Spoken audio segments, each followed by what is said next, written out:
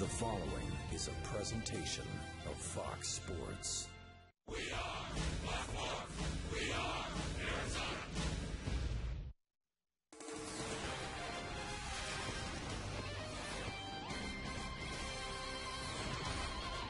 Hot day outside, no doubt about that. About 115 around many a corner in Phoenix, Arizona. But we come indoors, and the boys are ready to go. As a matter of fact, if we told you a month and a half ago this would be a fun series, both teams playing great baseball, you'd call us liars, let's be honest. But the Houston Astros and Arizona Diamondbacks have made liars out of all of us, certainly because they are playing fabulous baseball. Both organizations piecing things together. They hope to take a big step forward next year. Hi there, folks, and welcome back to the ballpark. Happy weekend, one and all. We trust your week was a very good one. He's Tom Candiotti. My name is Darren Sutton. Welcome back to the ballpark. Here's the thing. Since the All-Star break, Houston playing great baseball. Since August 1st, the Diamondbacks are doing the very same thing. And, Candy, in the middle of it all was a couple of big names that were moved, All-Star caliber pitchers. You had Roy Oswalt moved from Houston. You had Dan Herron moved here from the Arizona Diamondbacks. And it opened up some spots, and the winning has continued. Yeah, and can we tie these moves together for making the clubs better? I'm not really sure. You know, Dan Herron went on, but the players you get back have really performed well, and really for both clubs. Jay Hopp has been excellent for them and for us. I mean, look at Daniel Hudson. You look at Enright, the way he's pitched, and I mean, it's you can't really tie it to those guys, but they certainly have performed better. Well, it's interesting because a couple of guys that weren't moved, maybe were mentioned that could have been traded. Stephen Drew, Adam LaRoche. They have been just relaxed, and because of that, offensively, they've both been huge. Both were talked about as maybe being moved. Yeah, they really got hot, and who knows? Maybe it was the pressure, the trading deadline coming up. Maybe not. I'm not sure what it was, but Stephen Drew has been as hot as can be. Adam LaRoche has been unbelievably, and they both play solid defense. These guys, if they've been hitting like this all year, who knows where we'd be, even despite the bullpen. Brett Myers is on the mound for Houston. He has gone 6 or more innings in every single start this year. He is opposed by Daniel Hudson. Now, the reigning National League Rookie of the Month in Hudson. He's one of those guys that jumped into the opening when Dan Herron was moved away. Yeah, and he has really flourished here in the National League since coming over to the Diamondbacks. We're going to watch tonight. He's got a great fastball and terrific changeup. His slider's a work in progress, but he has been dominant out there, going at least 7 innings every single time for the Diamondbacks, working high fastballs and an occasional changeup, but just overpowering guys. What I love about him is focus. He focuses on his concentration levels high. He has been excellent. Well, the Killer Bees are gone. As a matter of fact, Biggio's retired. Berkman plays for the Yankees now, and Bagwell's the hitting coach for the Houston Astros. But they're both, these teams, playing good baseball. Glad to have you with us. There's another Astro that's gone, but he's now back. Mike Hampton, Valley resident, began all that great work with the Houston Astros with stops in Colorado and Atlanta. He tries to revive his career as a relief pitcher here in Arizona. More on that in a moment.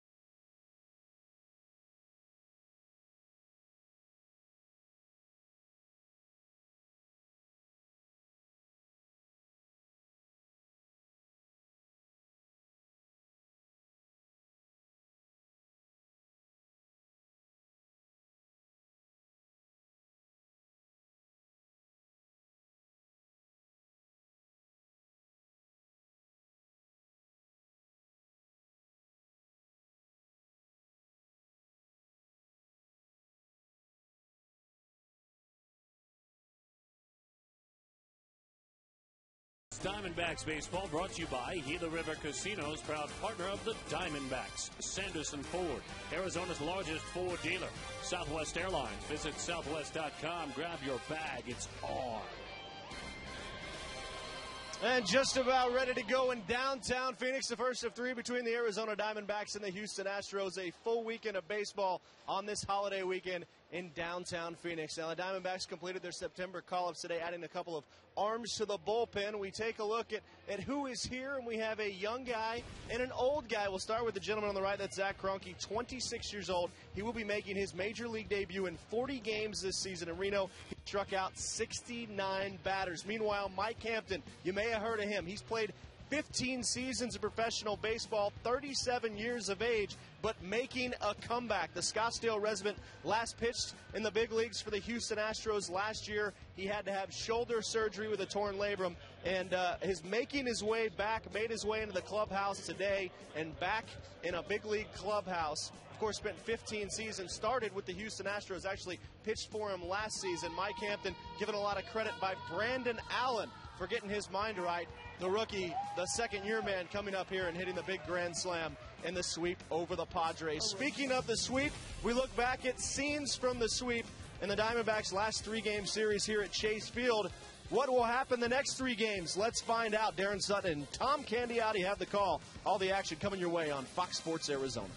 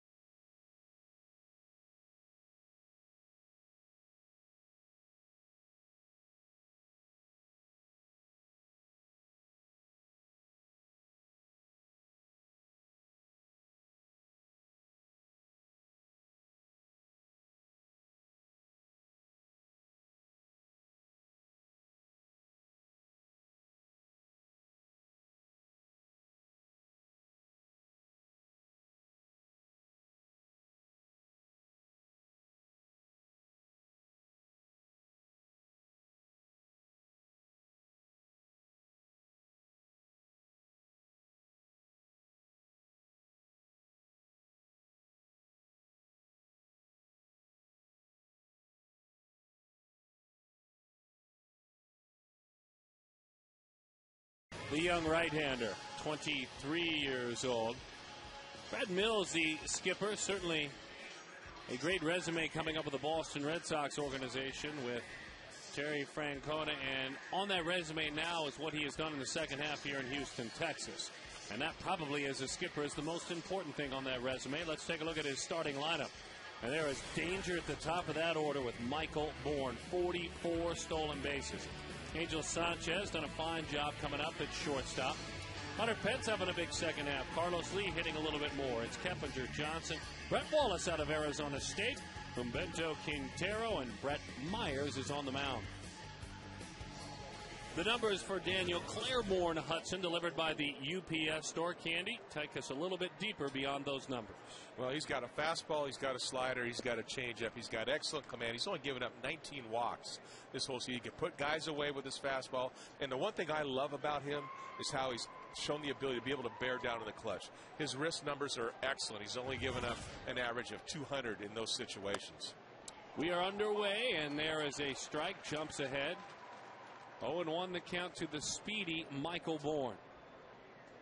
Bourne on a bit of a roll, hitting safely in his last 11 games, as that one is into the catcher's mitt.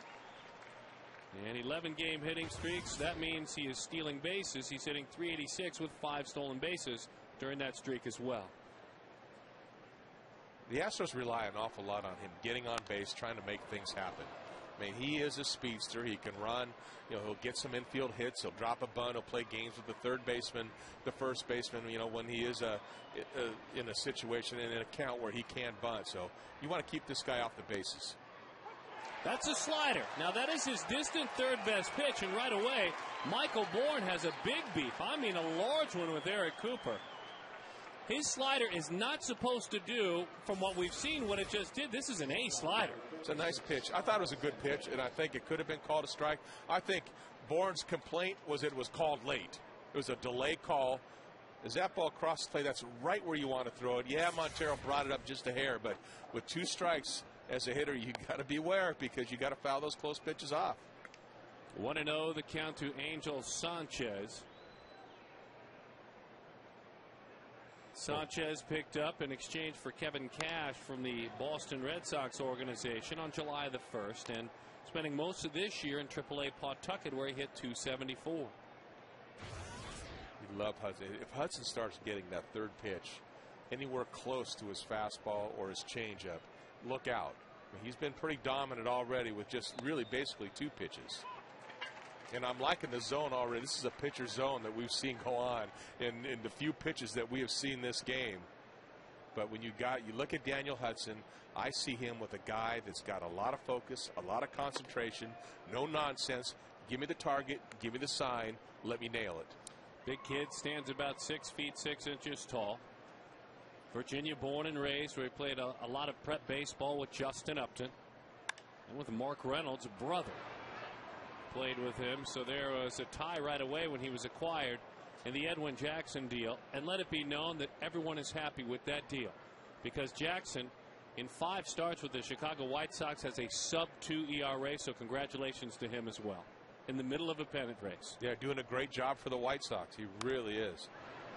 And I think as a general manager, as an organization, maybe behind closed doors you want to think, well, we got the better of it. But I think going forward you want to say everybody won when you make a trade and not like that. And both guys have been performing. You know, the big thing is you take a snapshot, look a few years down the road to see how the trade worked out. It's hard to evaluate a trade right after it happens. Sanchez fights that one off up and into the seats. In a sense, when you speak of Edwin Jackson, as you can see the life on his fastball, when you think of Edwin for the White Sox, the trade's already worked out, as the slider is away, because they did not make the trade to worry about the long term. The Diamondbacks did. Yes, exactly. So in that sense, yes, it has. You know, there's a lot of speculation that when the White Sox got Jackson, they were going to try to flip him for Adam Dunn. A fly ball pitcher gets one on the ground. Stephen Drew is there, and he fires it on across to Adam LaRoche defensively for the Diamondbacks. Brandon Allen getting to know left field, doing a fine job in his debut this year. It's Reynolds, Drew, Abreu out there. Kelly Johnson, he's fine. It's just a scheduled day off. Wanted to give him a bit of a break. Miguel Montero is behind the plate. But Allen is out there in left field and played about 30-plus times. As you see Abreu in there at second base, but about 30-plus times in the minor leagues. And that's it. That's all he's played. Made a huge, incredible play up against the wall, leaping. And right away you could see the instincts are there for Allen. You also see the athleticism takes over. When you're not quite sure how to play your position, you rely on your athletic ability. You see it right there. The speed, the jump, to be able to get up vertically, reading this ball, taking a nice angle on that ball, hauling it in. So a lot of athleticism when you look at the D-backs outfield, especially when Justin Upton is healthy. These guys are athletes out there with Upton and Young and Allen. Upton, we spoke with him and his manager before the game. A little bit of a tweak in his shoulder, swinging a few days back. Gibson decided on his way to the ballpark, I want to see Upton run, I want to see him hit, take batting practice. And if he does all of that well before the game, then he'll play Saturday. Give him one more day. Good start again for Hudson. Pence flies out.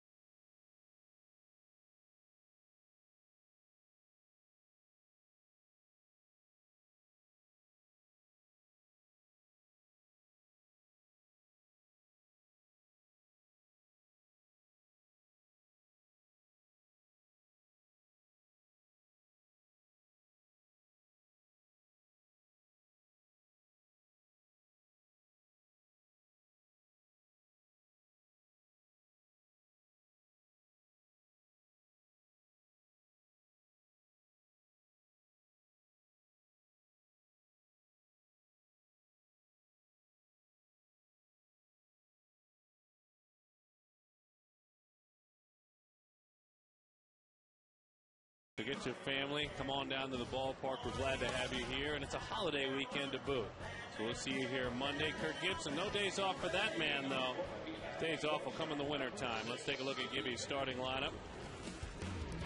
Southwest Airlines tells you Stephen Drew, Chris Young, Adam LaRoche, Mark Reynolds, Miguel Montero, Allen back out there left. Abreu is at second. Parra in there for Upton.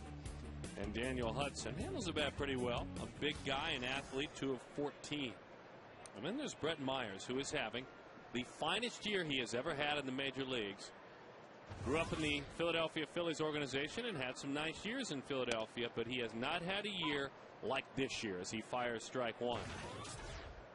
He is 10-7. He has a sub-3 ERA, and he has gone 6 or more innings in every single start this season. Not some, not his last 8, not 10 of 12. Every start, all 27, he's gone 6 or more innings. And talk about a reliable starter, a guy that's going to take the ball and give you a chance to win. You know, what a saver that is for the bullpen and for the manager, just knowing that you hand this guy the ball and you know what? The 7th inning, here comes the game. He might go deeper, but you know he's going to get you to that 7th inning every single time. The last time an Astro strung together that many starts in a row of 6 or more innings as Stephen Drew pops that one foul. The count remains 1-2. His name, Larry Dierker. The year, 1969 into 1970. That's the last time an Astro did that. As we mentioned, currently the longest in the major leagues. And then there's Stephen. 12 home runs, 50 RBIs as the breaking ball bounces in there. You think of that, 40 years. That's some kind of pitching going on there. And there have been some quality pitchers come and go in Houston, Texas. Boy, you think. James Rodney Richard, Nolan Ryan, Mike Scott, just to name a few. Darryl Kyle, Mike Hampton. Joe Niekro was a guy who had a fine career. Jim Deshaies. 2-2 the count.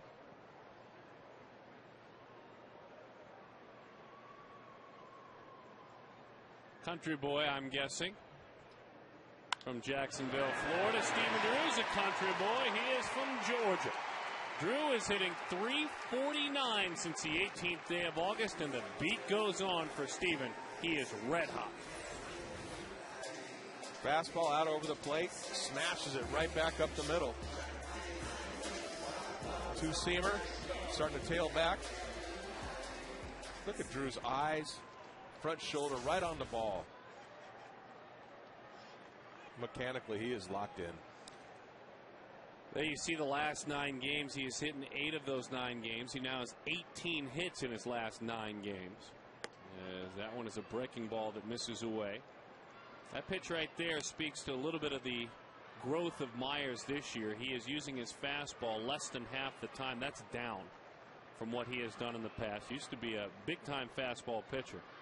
And he's using that pitch we saw a moment ago, a slider, which looks like a 12-6 slider, a lot more. A lot more. As he uses it again, 1-1 the count. You see most pitchers, successful right-handed pitchers, you know, if you got the good fastball, you need that complementary pitch.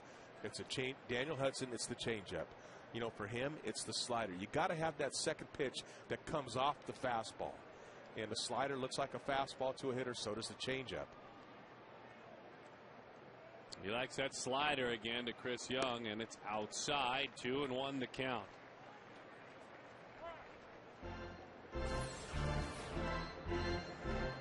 Trying to throw Chris Young down and away. You know, the scouting report on Young going into this year is to try to nail that lower outside portion of the plate. At that time last year, Chris Young popping up a lot of balls to the right side. Well, now he goes out and he gets that ball. He hooks it. He's not driving it to right field. He's just identified himself as a hitter, a pull hitter, and he'll go out and he'll hook that ball right down the left field line. See if he has the green light here. 3-0. Why does it matter? It bounces in the dirt.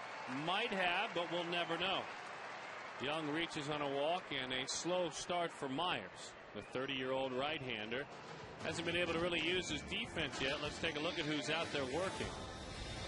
You have Lee, Bourne, and Pence, which means Bourne helps out Lee. Johnson, Sanchez, Keppinger, pretty good year defensively at second base, and Brett Wallace out of ASU is at first, his big chance, and Quintero is behind the plate. Brett with a lot of family and friends here tonight.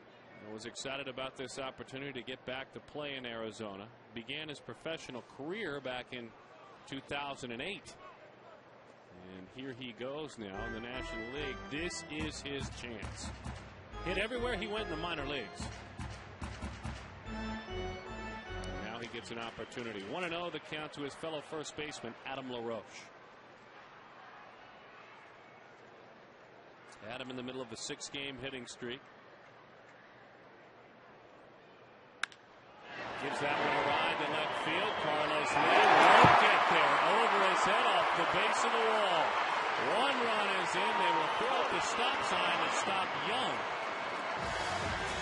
So LaRoche with an RBI, scalding that ball to left. And the big fella Carlos Lee has never been known for his defense, and it was evident again, taking nothing away from the approach by LaRoche. No, good pitch. It's up and away. And LaRoche mainly a pull hitter. They're going to try to work away. He goes with the pitch here. Drills that ball. And Carlos Lee, like you said, he's challenged in left field. He's noted for his bat, not his defense. Doesn't get a good jump on this ball. Takes a lousy angle at the ball. He misplays it into a double, and it's a break for the Diamondbacks as LaRoche ends up on second base with an RBI. Young was ready to roll. I think Drew ran the bases a little bit more cautiously as he goes back to the slider to Mark Reynolds. 1-0 the count. Reynolds 32 home runs, 83 RBIs, and Arizona's offense, which has been alive and well the last few weeks, starts again. 1-1. They've been scoring a lot of runs and a lot of runs early in the game, which are huge. You get that starting pitcher lead, let him protect it. The Diamondbacks have been so good at getting those multiple run innings also. They just don't settle for a run here, a run there. They've been scoring in bunches. A mile high to the right side. Wallace will give it a look, feel things out, stick with it, leaving his feet makes the play. And Young will make him trot that ball back in. Nice play by Brett Wallace. That was not an easy play. This ball was mashed straight up in the air. Wallace takes a quick glance to see where he's at. Then he sees that ball with that backspin coming back and carrying. He stays with it, makes a catch, and wisely runs that ball back in the infield because Young at third base, if he's not paying attention to him, he's going to tag up and go. And to pass a test right away with the nerves, with the roof looking up to it, with the family that you know is here, to pass a test like that right away will relax you. As Montero rolls that one foul. 0-1 to count Miguel. Well, that is a key at bat now for Miguel. You know, you got the one run in. You know, Reynolds doesn't get the fly ball like you're hoping, or a base hit. So now Monteros needs to pick him up. Infield's playing back, the middle infielders. A ground ball right now will score another run, and that's the goal here. Instead, it's popped up. Very shallow right. Here comes Pence. He is there. Young tags a good strong bluff. But Miggy comes up empty. Well, you don't want to let a guy who always goes 6 innings off the hook early, as you were saying. Yeah, you got a chance to really put a dagger in Myers early in this game here before he really settles into his, you know, his rhythm and his tempo and what's, you know, he's been doing so well this year. But you have 2 at bats there that just were not productive when you really had him on the ropes. Both of these clubs, as Brandon Allen digs in with a grand slam in his 2010 debut a couple of days ago. Both of these clubs coming off huge sweeps. Curveball a dandy. That's strike 1. Houston sweeping St. Louis and really putting in doubt their postseason hopes at this point. And a little bit of doubt creeping into the mind of San Diego as the Diamondbacks swept the Padres. Popped up, back of short. Sanchez backing into shallow left. Well, it's nice to see Arizona get things going early, but they really let Myers off the hook there.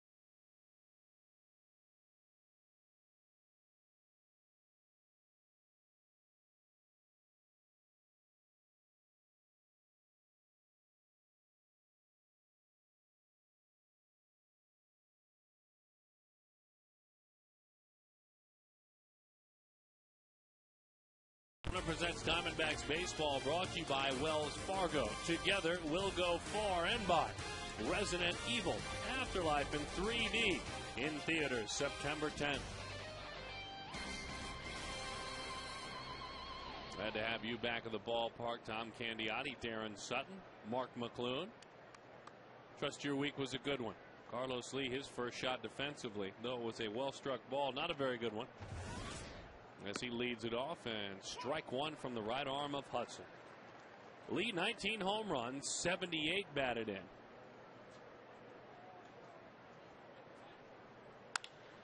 That is line to left field, right to Allen. Couple of stutter steps. He said this is pretty easy, and he hauls that line drive in. Well, he certainly made it look easy. That ball was just rocketed right at him. Sometimes those are very difficult balls to catch, and that was not a problem to him. No hesitation, no panic, anything. So now, Jeff Keppinger. Keppinger, 5 home runs, 46 batted in, hitting .283. And that one just off the plate from the right arm of Hudson. Very rarely are you going to see Daniel Hudson shake off the catcher. He told me before, he told us before. He goes, I just look at the catcher's glove, put the sign down, give me the target, and I'm going to nail it. And that's why he works so quickly out there. And you wonder if Mark Burley had a part of that when he was with the Chicago White Sox, how quick Mark Burley works. Well, it's a good call. If you can't learn watching Mark Burley. The 2-1. Right back to the screen. 2-2 the count. The other thing for Hudson, and watching from up above, I'd love your thoughts on this. He really believes in his fastball enough to throw it literally down the middle because it jumps. It moves, whether it sinks or whether it dives. And, oh, what a huge step for a young pitcher to say, when you call for my fastball, I'm throwing it for a strike. Now, it may not end up there. No, and it doesn't matter if you're looking for it or not. A lot of pitchers, try to pitch and try not to throw the pitch that the catcher or the hitter is looking for. And right now, it's just a lot of trust.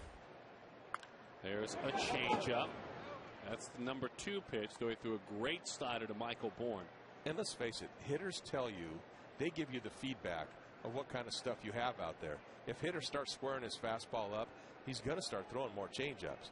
But until that happens, he's going to pound that fastball in there. And he's been doing a great job. Keppinger just came off the disabled list, had some toe problems that plagued him for quite a while, a couple of weeks. Frustrating for him, he had started to hit 32 hits in his last 29 games. Now this is a guy too, if you get him with a strikeout, and Hudson can get his fair share of strikeouts, you've done something. He has walked 41 times this year and struck out 29 times. That's a tremendous ratio. You think of that, 413 at bats. That's a swing and miss pitch right there. Yeah, and that's his strikeout pitch. The fastball that he starts running up and into the right-handed hitter. He's got a lot of life on his fastball. He's got a low arm angle. Sometimes he gets a little underneath it, and this ball has a tendency to rise, so to speak, up. It is tough for those right-handed hitters to be able to get up on top of that ball. And again, he pops that one foul, buried that fastball in. Our Geico quote ties into pitching in. I love breaking guys' bats. Just hearing the sound and knowing I messed up what they're trying to do is a really good feeling. Daniel Hudson, Geico quote. That is great. He likes firewood. Outside. And he lost him. And you know why he earned that walk? Because he fouled off 2 swing and miss pitches just prior to that. Yeah, he hung in there tough. Maybe it's a 2-strike approach, maybe not, but he was making contact when he had to. Fouled it off, saw some pitches, and finally drew a walk. And so now Chris Johnson. Johnson making the most of his opportunity. And doing big work on the road. Johnson having a fine rookie year, though, as that one is outside. Nice job on a slider. Well, that's an excellent job on Miguel Montero. As a catcher back there, it's hard enough to block a fastball at times when a guy pulls a fastball or lets it go. But when you're throwing a breaking ball, when you're throwing an off-speed pitch, a changeup, you've got to get your body over there moving and try to block that ball. That ball was pulled so far, he had a backhand. It did a nice job. 1-1 the count as he fires a fastball in there to Johnson. Johnson hitting .351 on the road this year. And one of the better hitters in the National League since the All-Star break. I think .349 since the break.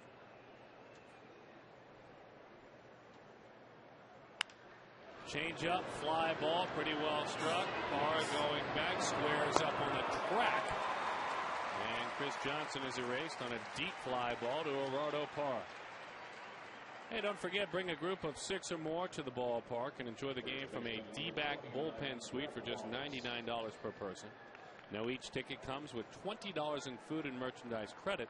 Call 602-462-4794 and ask for the bullpen suite or log on to dbacks.com. Here is Brett Wallace. He was acquired in a flurry of trades right around the trading deadline, part of the Roy Oswalt deal. Oswalt going to Philadelphia. One of the speedy young outfielders that came back from the Philadelphia Phillies quickly spun around to the Toronto organization for this young man. Swing and a miss. It was Anthony Ghost that was sent to the Blue Jays. Now Wallace also in December of '09 traded to the A's, or from the A's to the Blue Jays, so he has been moved quite a bit. He was part of a Rockies deal with Matt Holliday from the Cardinals. Organization number 1, 2, 3, 4, 5 Looks like kind of a strong kid, but the one thing, you glare at his statistics, and he has not hit a home run yet in 82 at-bats. But obviously a very, very good college career.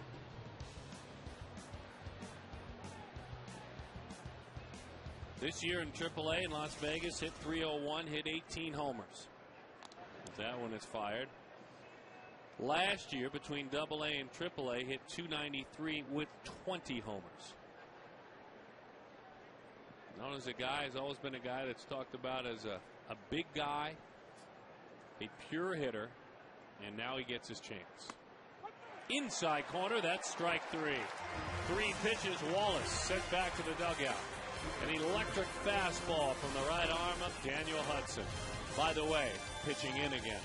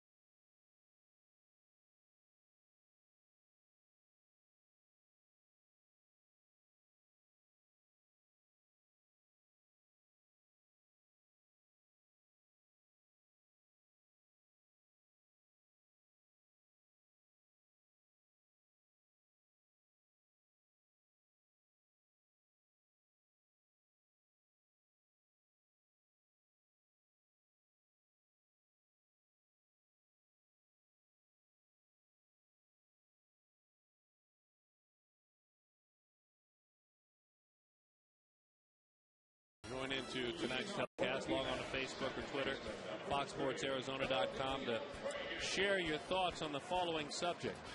Should the interim tag be removed from Kirk Gibson's title, and why? The why is what will allow you to share your thoughts either at some point during our telecast or during the post-game show. The should, well, that's just a one-word answer. That's a yes or a no. But the why, I think, and look forward to hearing what your thoughts are. And you could maybe add a when. I mean, if you want to answer why, tell us when that should occur. And I would imagine, Candy, as the count is 2-0 on Tony Abreu getting the start tonight, that will solicit quite a few responses. Well, I also know, and I remember when Kirk Gibson was hired, that Ken Kendrick said this is going to be a 3-month interview. And I think he's going to let that go for 3 months. And they're going to evaluate properly when that time is done. 2-1 the count. That answer will not get you on the air. But it was the right answer. It's a good answer. Politician? No, Political? it's not. It's accurate. It's exactly what and when the owner says it, that's accurate. I mean, that's exactly what he said when Kirk Gibson was given the interim manager. It's going to be a 3-month interview. He's got a 3-month interview, to see how this team responds. Tony Abreu goes down on strikes. Switch hitter waves over the top of a slider. Now we can sit there and talk about the kind of job that he's done. Sure. And I think he's done a great job. I think he's done a nice job. Which means he's having a good interview. Yeah, he's having a good interview right now. And I think, for Kirk Gibson, I think he might want to look at some other parts maybe that he would like to see if he was given this job, and what maybe personnel wise, maybe coach wise, maybe the flexibility to be able to pick some other people. Gerardo Parra with the base hit into center field, and we're seeing some hitting from Parra lately. He is now 10 of his last 22, and his on base is over 500 during that time. And he needed it because he had scuffled. And again, Parra loves hitting the ball middle away. And the best place to try to get him is just trying to knock the bat out of his hands with an elevated fastball or a ball inside. He gets a breaking ball out over the plate like that. He still hits a line drive with it for a hit. Don't forget, every time a D-back hits a homer this season, Fulton Homes will donate $150 to the Youth Assistance Foundation. We like to call it a Fulton Homes homer around here, and it's a very good thing. Hudson has been working diligently on his bunting, and he's really coming around. He's really a very, very good athlete, and he's getting better and better, not only swinging the bat, but also bunting. A curveball changed his attack there. 0-2 the count.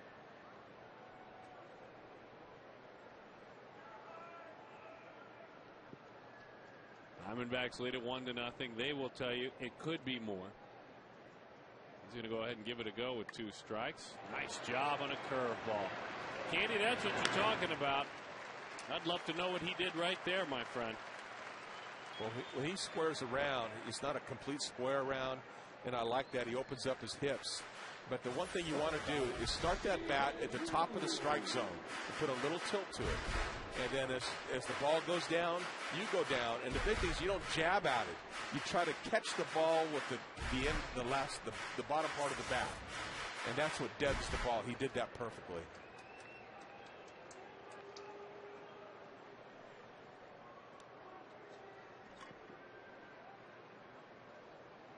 So now Steven with a runner in scoring position and an opportunity to stay hot as the slider is in. What a San Diego series these Diamondbacks had. Scoring 6.3 runs per game. They had 10 hits per game. They hit .407 with runners in scoring position in that series. Something so far they have battled in this ballgame. Drew comes up empty, and Quintero puts it away and makes a fan happy with a souvenir. 1-0. Arizona leads it through 2.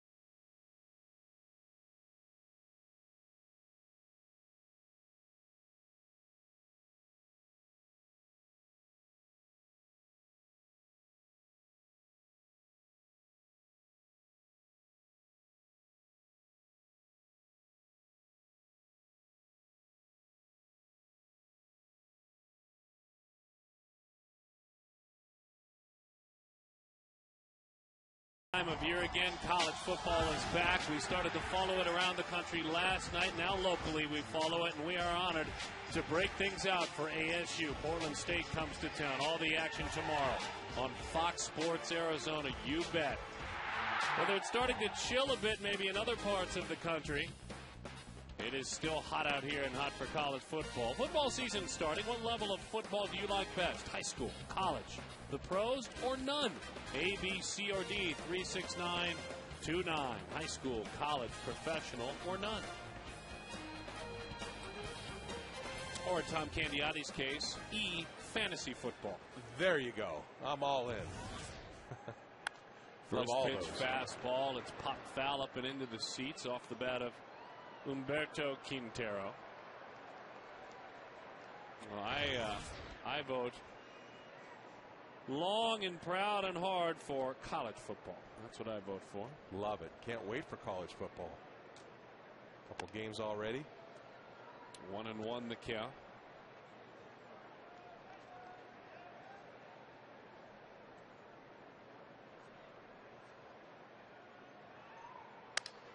Broke his bat. His favorite thing to do. We told you about it earlier. When you get that jump, Candy, that late life on the fastball and you pitch in, you get that. Wow, I mean, that just wasn't a broken bat. He just shattered that every which way. A heavy fastball coming in and hard on the little small part of the bat, and that thing just exploded in his hands. Oh, that thing, splinters everywhere.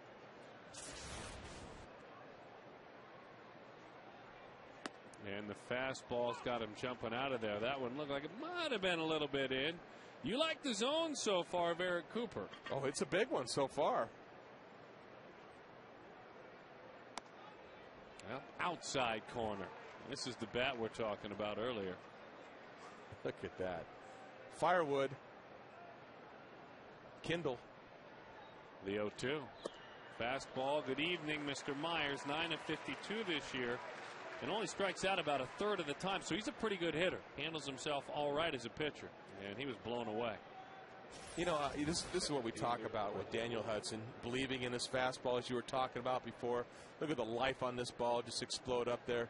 Even though this is the pitcher hitting, sometimes a pitcher will not double up or triple up on pitches because he thinks the hitter might be looking for it. In Daniel Hudson's case, he's dictating the at-bat. He's dictating what he's going to throw because the hitters are giving him feedback. They can't hit it. So even though they might be looking for it, doesn't mean he's going to go to his changeup or his slider. They still can't hit his fastball. He's going to keep throwing it. A great changeup right there. 0-2 the count. Fastball changeup, as Candy just mentioned.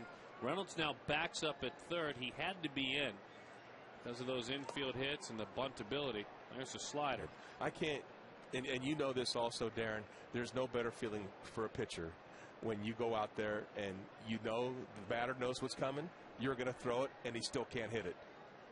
That's a great feeling. Very few get to experience what you did when your knuckleball was working, and this young man gets to experience when his lively fastball is working. Very few get to experience it. Even a lot of big leaguers don't ever experience that feeling. You're right. You got to go out a lot of times, and you got to mix your pitches up to be effective. A Not slider, him. strike three. He has struck him out twice looking. He is dominating the Houston Astros so far tonight. 23-year-old right-hander Daniel Hudson.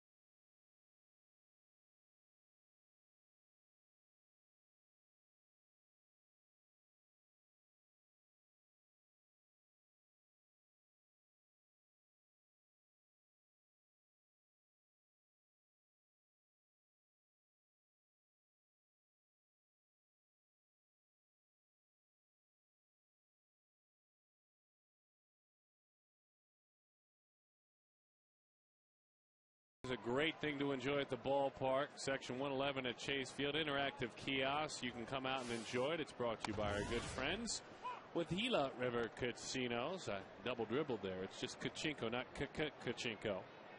But it's a great thing to come and enjoy at the ballpark. 0-1 the count to Chris Young. He did not double dribble when he had his first opportunity. He patiently took a walk in the first. Frustrated, though, to be stranded, I would imagine. He and his mates. They did plate the 1 in that inning. There's a slider. 1-2 the count. Yeah, that's very frustrating when you got guys on second and third. You got nobody out. You got a pitcher just out there, in the first inning, hasn't settled in yet, and you can't get that second run in. But you get over it, you rebound, and you get right back to work. You got a pitcher out there just throwing goose eggs right now. Give him a few more runs. He threw a goose egg, by the way, this pitcher at the New York Mets his last time out, as that one goes back to the screen. Finishing that thought, but first we'll remind you, anytime the D-backs score 6 runs or more, Taco Bell gives away 3 free tacos with the purchase of a large drink between 4 and 6 the next day. But his last time out, 7 shutout innings, 9 strikeouts at the Mets from Myers. Fly ball right field in a 4-1 win.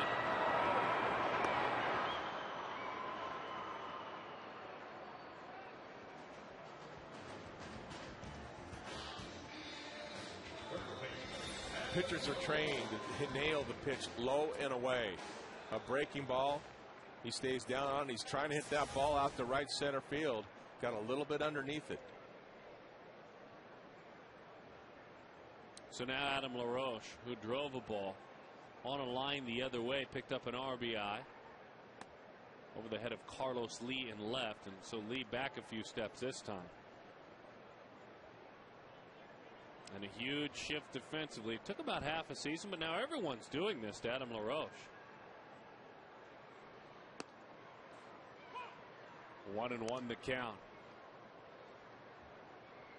And what you're saying in your research, if you're the Astros, is we know he'll hit the ball the other way, but when he does, it usually reaches the outfield.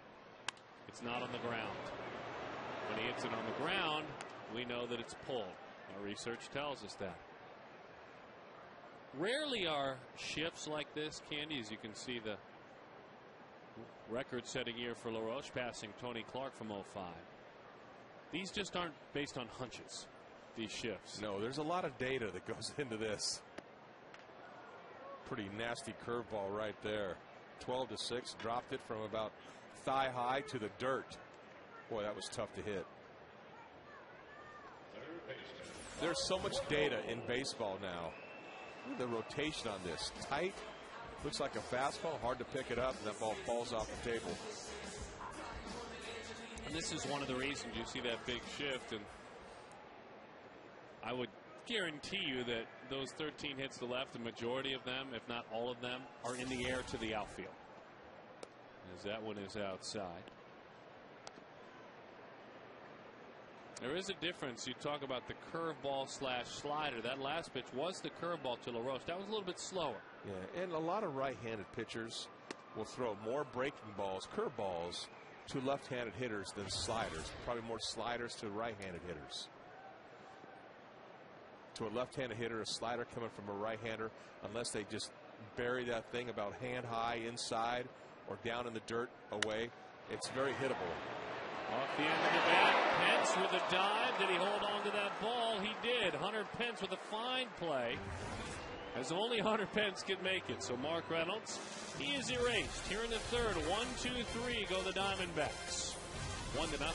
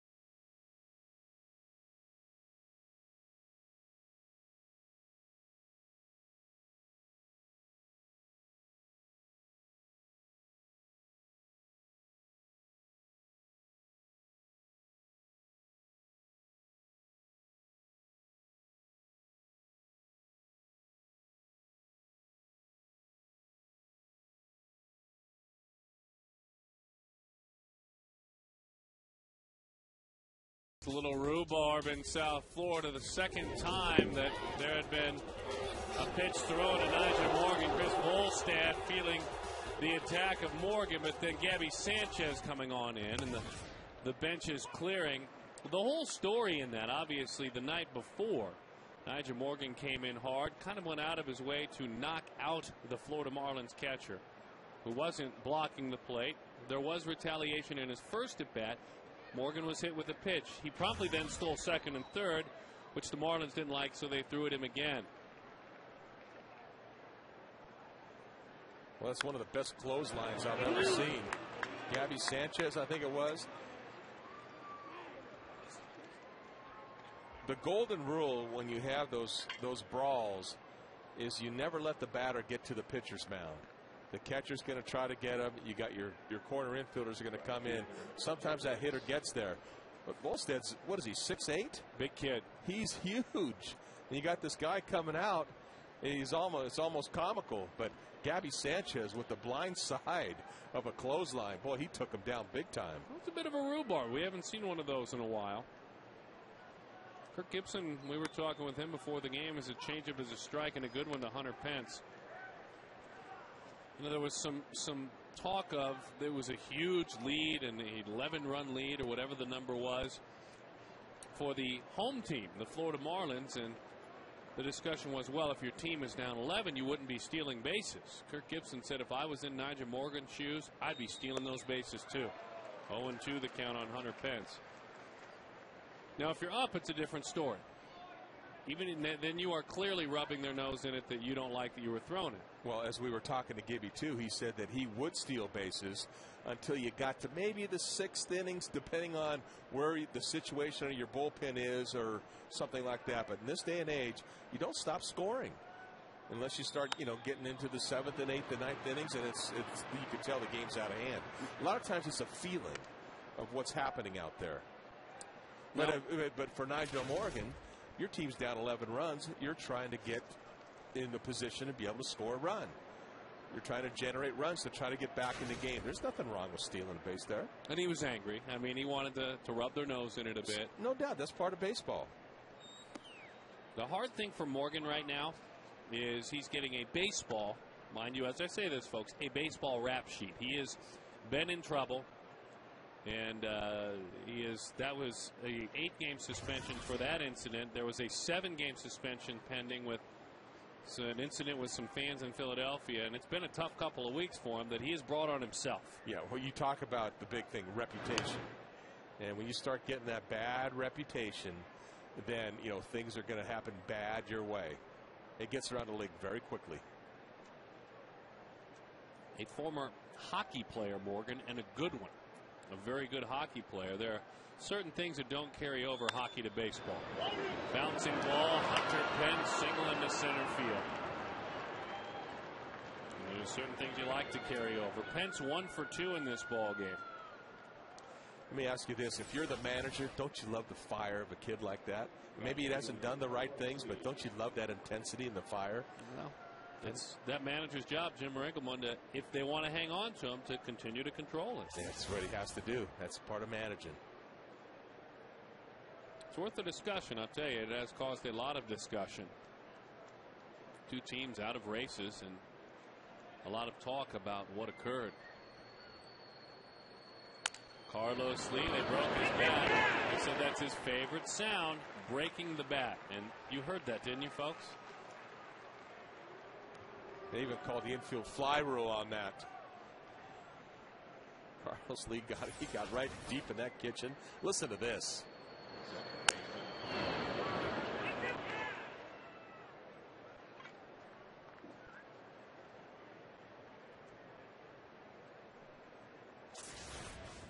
That's a hard pitch to hit right there. He just buried that fastball right there, hand high. He likes getting that ball riding up and into the righties. He just shattered that bat. 1-0 the count to Jeff Keppinger. We talk about feedback. Look at the feedback you get if you're Daniel Hudson. And I love the way he came back because, Lee absolutely nailed one his first at bat, a fastball over the plate. This time he brought it in, broke his bat and challenged him with the same pitch.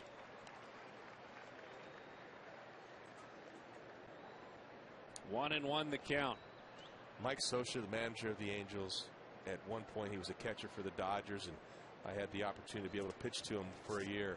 And he would always take a guy's pitch, if you're a fastball, slider, fastball, curveball, whatever kind of pitcher you were, and establish that fastball the first time through the order. You need to establish your fastball, and then you start, pitching a little bit. And Daniel Hudson is doing that. He establishes that fastball. When he takes the mound, he's not really mixing his pitches up. He's establishing that fastball. As you were saying, 2-2 the count. Keppinger 6 of his last 14 with runners in scoring position. 11 RBIs. I told you he went down and missed some time, so that's the kind of hitting he was doing before he missed a few weeks. As that one is fouled off. The other thing we documented is that you're on occasion going to get some timely hits when you don't ever strike out. I mean, if you've got any sort of athleticism. Well, let's face it, the key to baseball, winning baseball, is getting key hits and getting key outs. Well, there's a key hit. They send him on down. Allen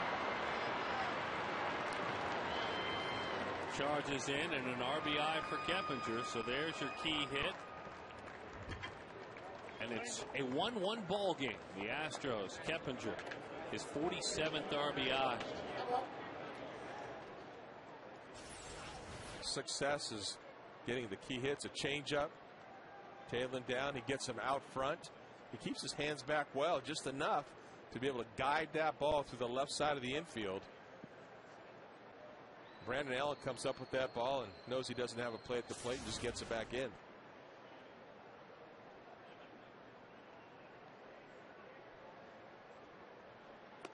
Outside, 1-0 the count to Chris Johnson.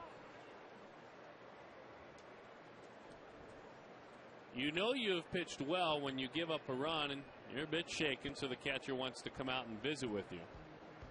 Johnson out of Stetson University in Florida, Astros 4th round pick in 2006. And if you remember big leaguer Ron Johnson, coaching for the Red Sox, playing professionally, a handful of games with the Kansas City Royals in the big leagues. This is his son.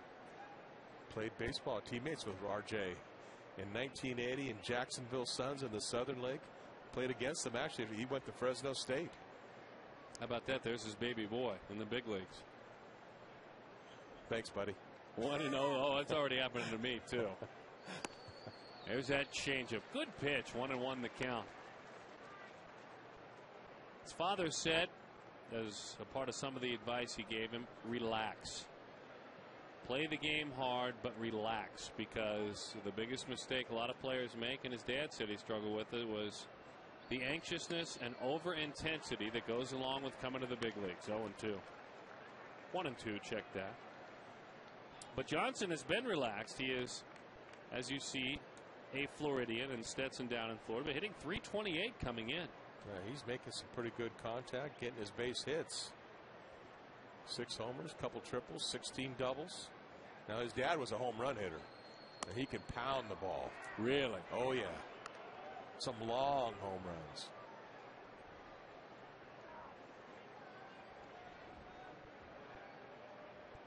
Two and two the count.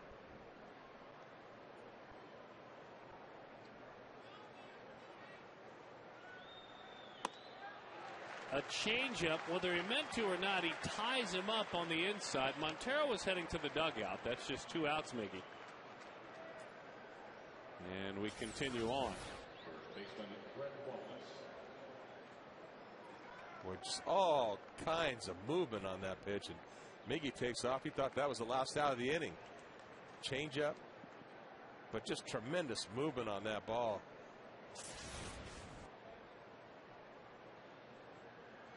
Wallace, the fastball goes right by him. 0-1 the count.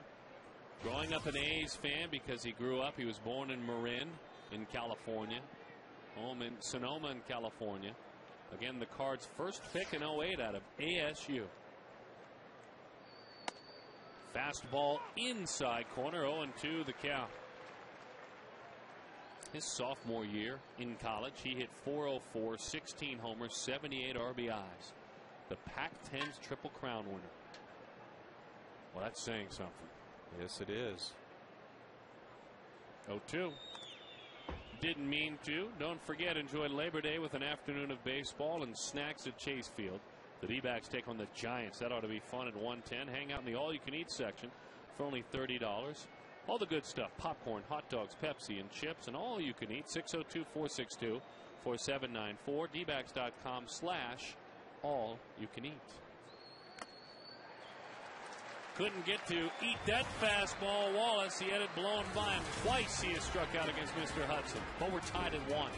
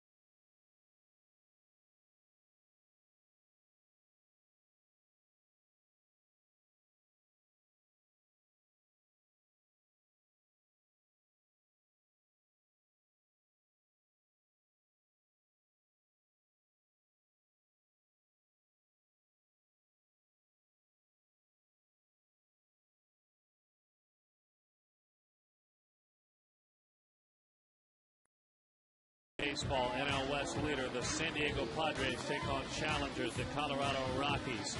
Fox Saturday Baseball presented by Gillette tomorrow at 1. The color analyst on that game, one Mr. Mark Grace. So check it out on Fox. Fox Saturday Baseball. Miguel Montero to lead things off.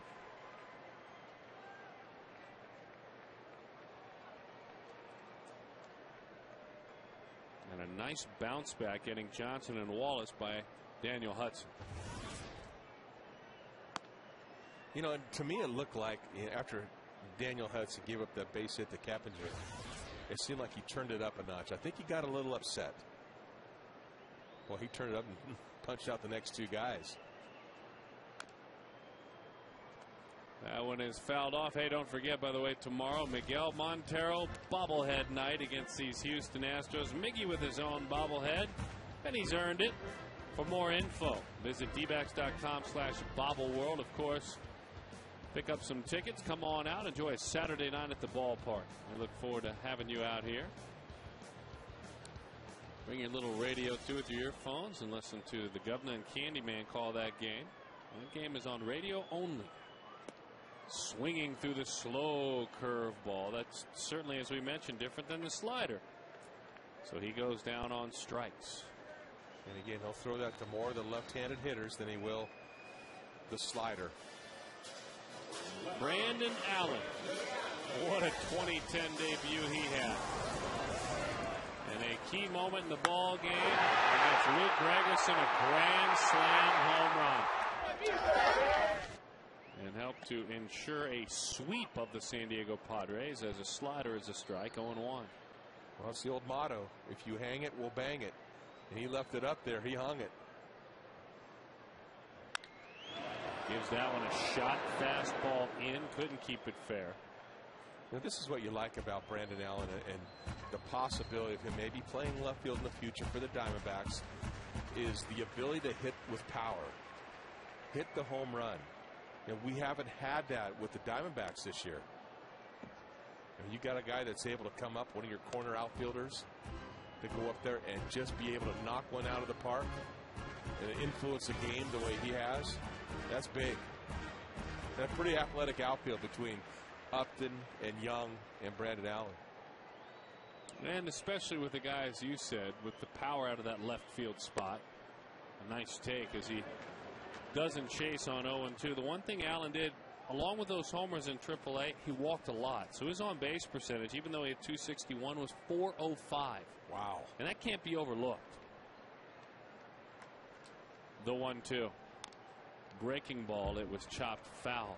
Jim Corrigan, who handles a lot of the video for the Diamondbacks, make sure that we all stay on the same page and we share information as an organization. Made sure that the folks in Reno got the video. It was a night game. Remember, this was a day game the other day when Allen hit a grand slam, as that one is rolled foul. Well, in that beautiful new ballpark in Reno, as they got going, they brought the team onto the field, and then they turned it onto their scoreboard, their Diamond Vision, if you will, and they played it with the call, and he got a huge ovation in Reno. And so a nice little moment there for Allen. He wasn't there to experience it, and that's just fine. But he was a very, very popular baseball player in Reno this year. And as the Diamondbacks will get to know, too, he is just a wonderful kid. I mean, he is a hard worker. You know, he's getting an opportunity right now, and I think he's going to take it and run with it this time. Another solid take of a slider that is away. 3-2 the count. Love that, though. Love that story. Imagine the cheers from the folks at Reno, the Aces fans, for their guy in the big leagues. This time, though, he got out front of it. Calling for it. Johnson, the third baseman, so Allen frustrated. All right, our trivia question then. Besides Brandon Allen, name the only two Diamondbacks rookies to hit a grand slam. D-backs rookies. It's a very good question. You think about, folks, all the home runs that Mark Reynolds hit when he came up. But he's never hit a grand slam. How about that? Never hit one. Anytime. In his entire career, let alone his rookie year. That one is lifted to left. Tony Abreu flies out. So Abreu 0 for 2.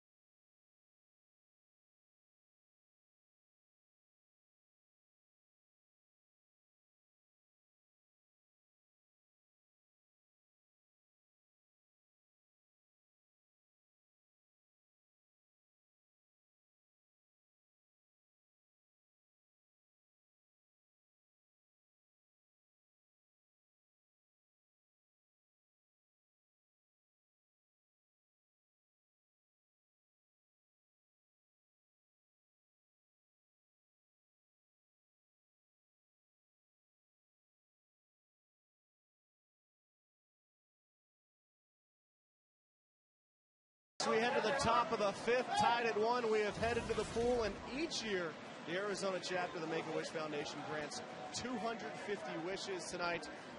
Jacob Marquez from San Manuel, Arizona, up to watch the Diamondbacks take on the Houston Astros. Jacob, how many folks did you bring with you tonight?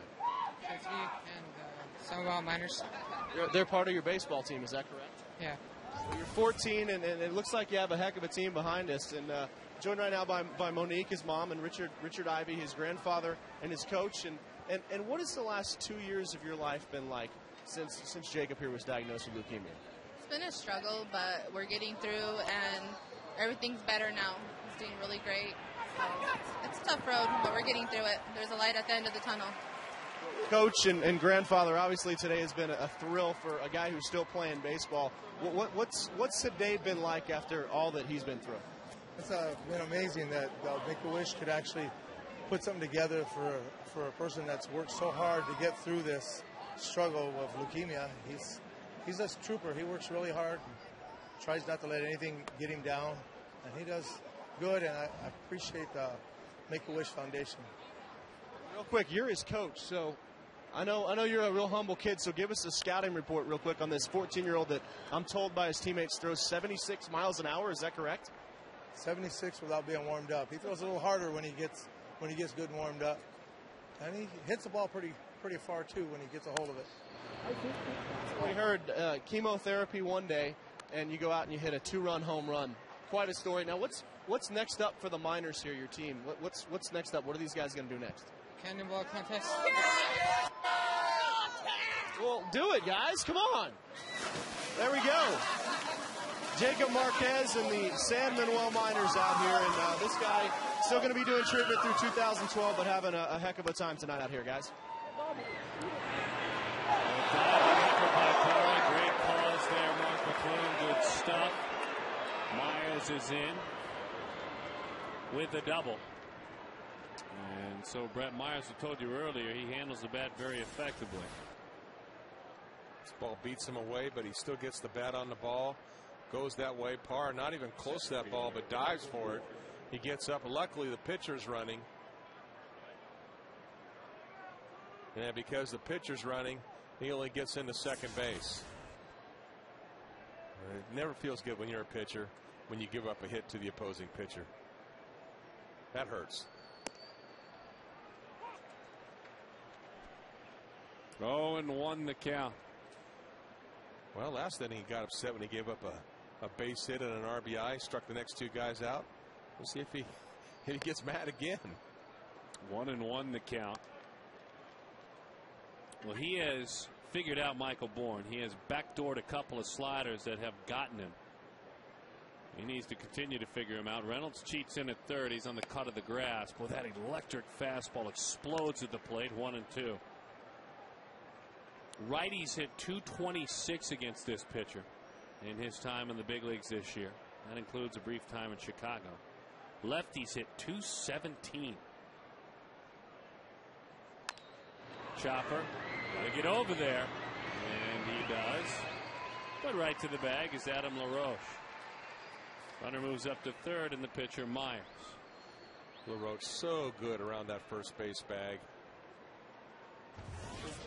Very good sense of where he's at there, who's covering over there, you know, what kind of athlete the pitcher is, if he's good at getting over there, if he's quick or not. First base isn't just about going over there and catching the ball.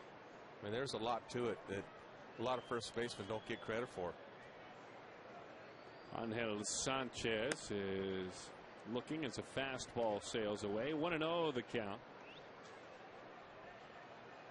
Always a place to be, isn't there? He knows. At first base. To the right side. They say yes for a reason. Into second, he thinks about it instead to throw behind him, but a huge RBI by Sanchez with 2 outs, and the Houston Astros lead it by a score of 2-1. Well, both hits going to right field. He tries to run that fastball up and in a little bit. He gets a little bit too much of the plate, but his angle of view this whole way, he's trying to hit this ball the other way, and he just gets it in there for a base hit. Parra comes up, gets that ball, and almost tries to get him out, throw him behind him. And there's an example of pitcher helping himself out, Myers. To the right side, really playing him to pull, so Abreu cannot get there. They were playing Pence big time to pull the baseball. Abreu was very close to the bag, so the reports told him that, and Pence took advantage. There's been a double and 2 base hits, all been to right field. See exactly right there where he's at. Finds the hole to the right side, dives. Abreu can't get it. He got a base hit up the middle his last time up, but he's trying to hit this ball to right field. The approach is changing right now for the Astros. That's 3 balls this inning that have gone to right.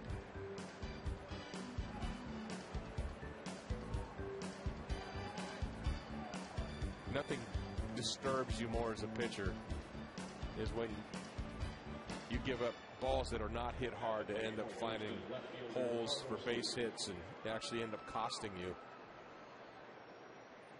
It's one thing when you give up a line shot or a jack, but Amica Insurance hit zone for Carlos Lee. Runners on first and second, 2 outs. Changeup, strike 1. Lee with nearly 1,200 career RBIs, drove in 100 again last year with 102. First at bat, hit a line shot to left field. Then he got the fastball in on his hands and broke his bat. He got a little blooper to short. So this time he pulls the string. Gets Lee way out in front. What a great pitch. Fastball up and away, 1-1. Carlos' first month and a half, he hit a whopping 192, which meant he wasn't hitting at all. And since then, last several months, last 80-plus games, hitting closer to what you would expect, 275. He's a career 288 hitter. Well, he is really frustrated with Hudson, too. Nice job by Hudson, though. A timely hit before that. Lee can't figure him out. But Angel Sanchez did.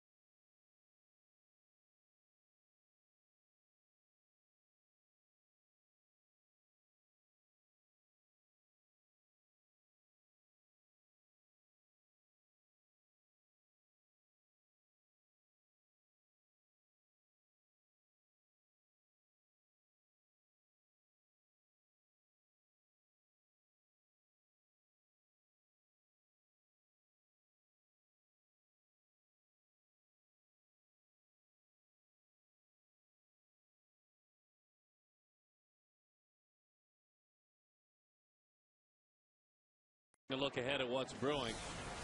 A chance to make a difference in the standings. They call it spoiler in September with the San Francisco Giants, with the Colorado Rockies, and with the Cincinnati Reds.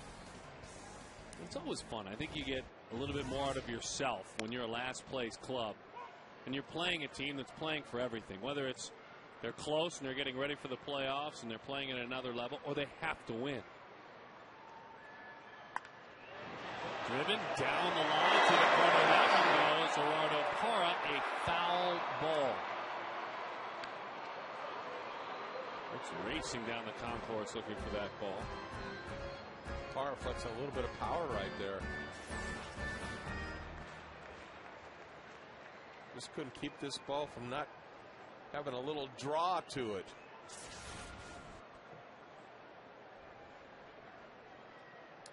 Time is called and he steps out. 2 runs, 6 hits, and no errors for the Astros. A run on 3 hits and no errors for the Diamondbacks. Spoils a pitch away, shoots it down the line. A slide, Lee can't come up with it. Parra hustles on around. He's got to think about 3. Heads into third. There's a triple for Parra. And Carlos Lee again exposed in left. That's a couple times tonight now. Carlos Lee just does not have the best speed out there. Parra just kind of flicked his wrist at this ball. Lee comes running over, slides, comes up with nothing. Little flick, just a little flick, but making contact there. Carlos Lee with a, I don't know what that was, a sliding backhand miss, and it gets by him, and Parra gets to third base. Now they got to capitalize. Diamondbacks have been so good at punching back.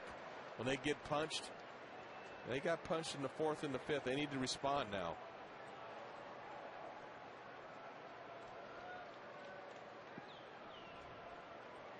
Youngblood in Parra's ear right now at third. The pitch is away. 1-1 the count to Hudson, who took a big swing but was late on the pitch a moment ago. Jay Hudson also has some power. Watch him take batting practice now for the last couple weeks, and he's feeling much more comfortable. The Astros are playing very shallow out in the outfield.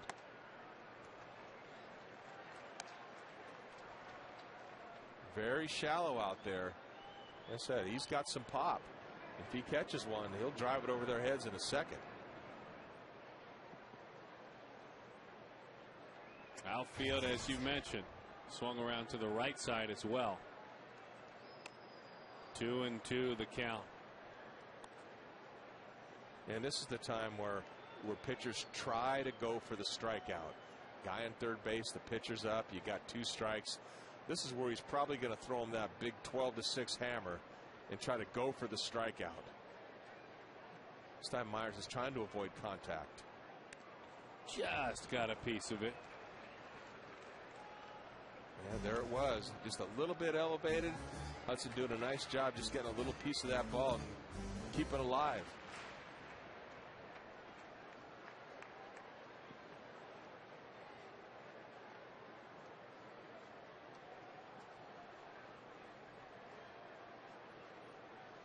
Infield cheats in, just got a piece of it. 2-2, nobody out, runner at third. All the parties involved: Gibson, Youngblood, Hudson, and Parra.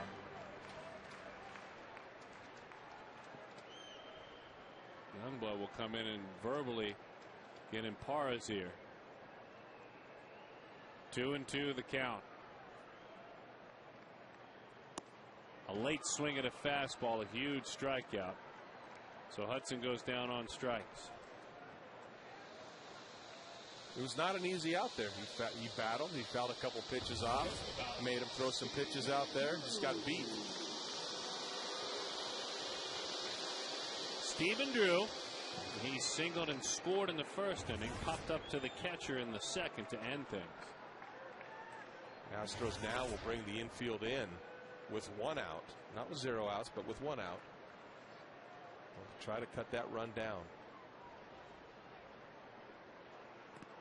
Nice job putting his nose on it, Quintero. Fine defensive catcher. 1-0 the count. And you have to, correct me if I'm wrong, believe you. If you want to throw that pitch in the dirt, you've got to believe you can throw it in the dirt. Oh, you got to have a catcher. You know, you have to have confidence in that catcher that you bury that ball down there, he's going to block it for you. That pitch is high. Slider, 2-0 the count. Myers with no one on base this year. Opponents hit 263. We talked about this earlier. With runners in scoring position, that number is just 214. Which means as he has gotten older, he's been around for a while, he's learned to relax in this situation. Outside. 3-0 the count. Couldn't get there with another slider. It almost looks like he's pitching around Drew right there with a 1-run lead with 1 out. And Young will be the man he attacks if that's what occurs. Either that or he's just staying stubborn. The 3-0. Right back out there. Breaking ball, 3-1. Little backdoor cutter, backdoor slider more than anything. But again, that's 4 breaking balls now that he's thrown to Drew. A 3-0 slider. Wants the fastball in. He pitched around him, didn't he? The unintentional, intentional walk. So now, if you're Chris Young, how are you able to respond? Young earlier this week and all year long has been coming up with big hits. And that against Latos to tie the game.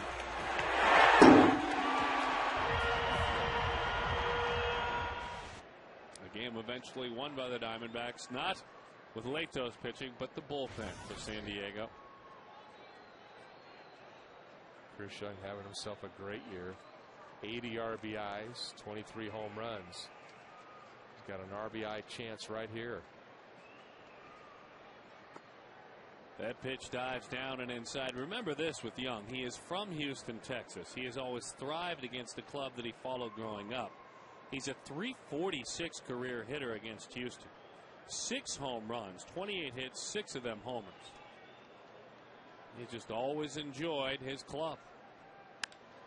And he continues to do so. A base hit in front of Carlos Lee. They pitched around Stephen Drew. And Young, a Houstonian, continues to batter the Astros. 2-2. That's all about hitting in the clutch and pitching in the clutch.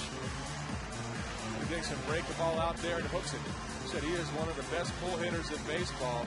That pitch is on the outside part of the plate. We showed the hit zone before where they're trying to pitch him. And he goes out and gets it this time and pulls the ball and gets himself a base hit.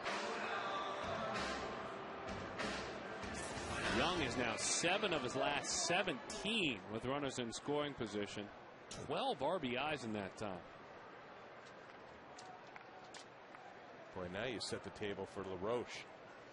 He's been as hot as anybody. Adam thought that slider was a little bit high. 0-1 the count.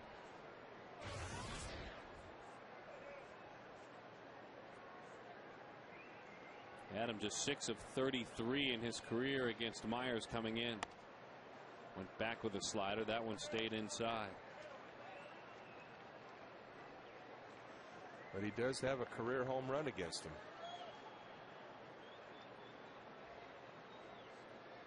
Big shift. They swing all around all by himself.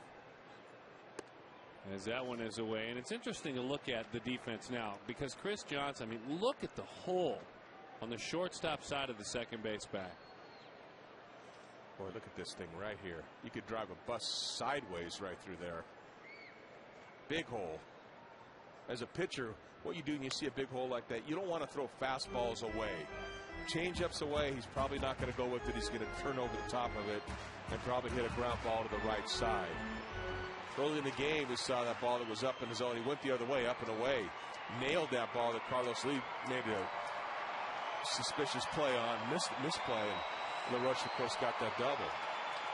I like that word, suspicious. It was suspicious. The 2-2. Goes the other way, up and over the head of the shortstop. Come on down, they say. The throw to the cutoff man. The Diamondbacks lead it 3-2. Was that in his head, in his approach? I'm not sure. Doesn't matter. That's another RBI for LaRoche. You can give him 89 on the year.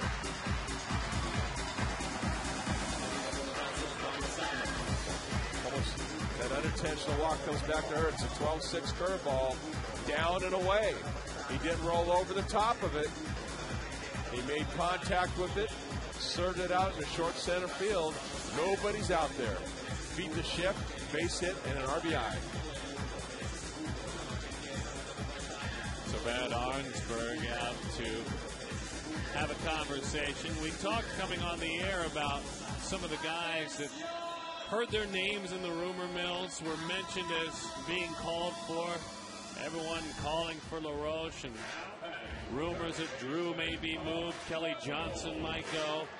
I think since they were able to let their hair down, and the Heron trade is where it started, but then after, they both relaxed. They realized this is where I play now. They settled down, and both of them have been responding. There's also been a lineup change, and when Drew really came down to start hitting lead off, boy, he really responded in the top of the order. And I mean, he's hitting the ball out of the park. He wasn't hitting for a lot of power numbers early in the season.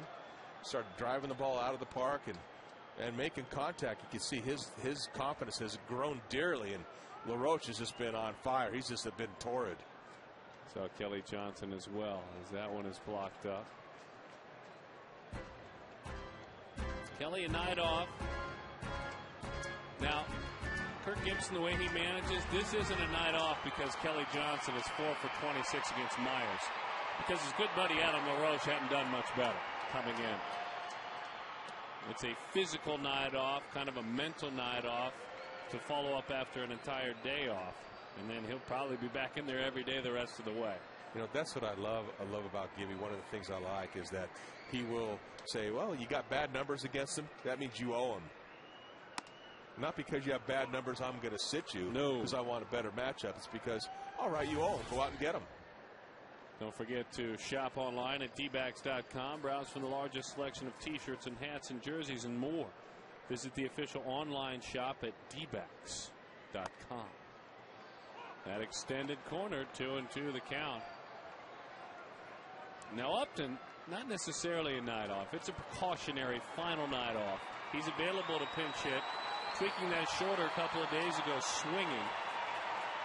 Gibson saw what he wanted to with his workout. He'll be back in there tomorrow. Reynolds to the right side. It's a long run for Pitts. He's still going, and he makes a fine play. Young hustles back and tags and head to third, but that was a great play by Hunter Pence. That ball was fading away from him. Reynolds goes the opposite way as it's fading towards the right field line. Pence goes after it. One hands that ball. I mean, a very nice play and a heads-up play by Young, too. He's tracking it. He watches it into his glove. And Young, who is halfway, goes back and tags and gets over to third base. Watch Young react to it, sees it. He's not sure. Oh, I'll go back and tag, and then with my speed, I'll get over to third base. Nicely done.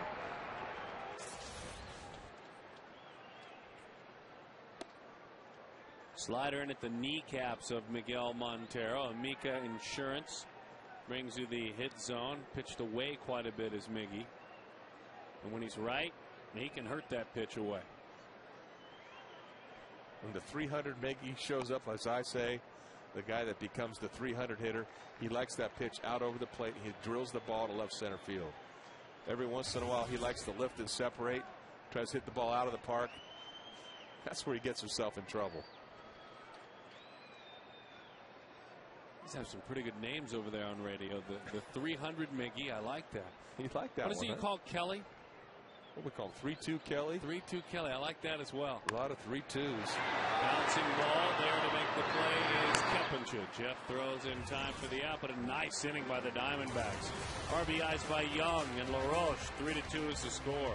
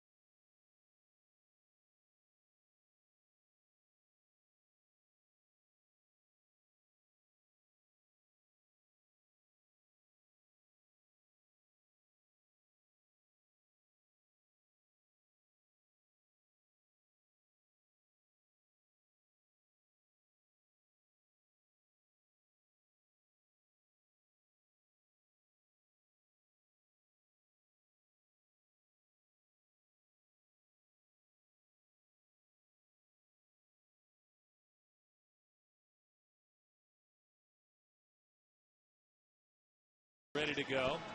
And you can see the story in the game, some timely hitting from some of the guys from the Astros you might not otherwise know about. And then it's the same old story for Daniel Hudson, isn't it, Candyman? Boy, look at it. Good slider right there, breaking ball. Just dots the fastball in, elevates the fastball up, and again, little sliders. You see that change up right there. He's got all 3 pitches tonight. Most of the time, you know, that third pitch of his, he really has it. It's kind of a work in progress. But tonight, he's been utilizing it. Daniel, 23-year-old right-hander, born March the 9th, 1987 in Lynchburg, Virginia. Attended high school, Princess Anne High School, and then went to Old Dominion. Was the Chicago White Sox 5th round pick in 2008. Boy, that's fast to be up here doing this. And for a guy that wasn't a quote-unquote top pick bonus baby, to use an old-fashioned term. Fouled off with a changeup. Quest high-speed internet, high-speed pitch. 94 is about as high as he will go. His fastball averages 92.5 miles an hour this year.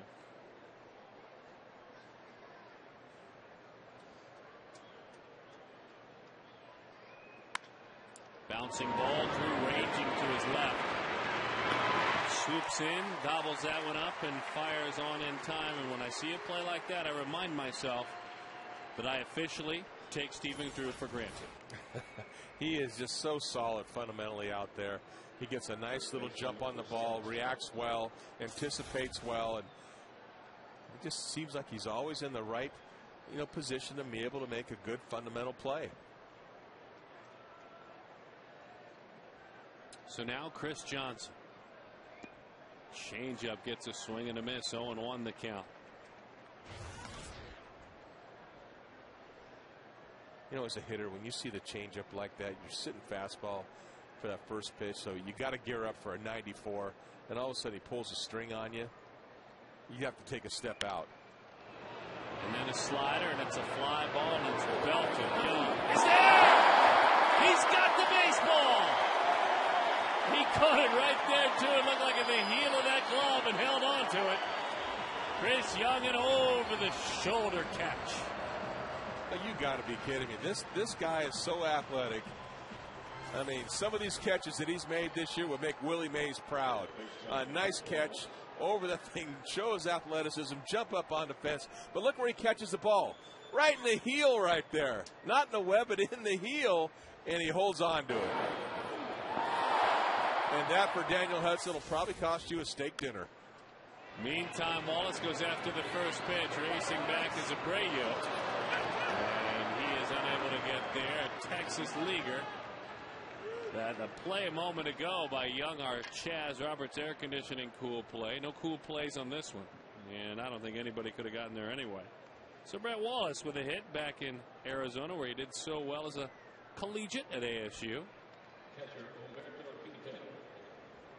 And now Quintero. I tell you that ball didn't rattle out of his glove from that far away, from 400 feet away.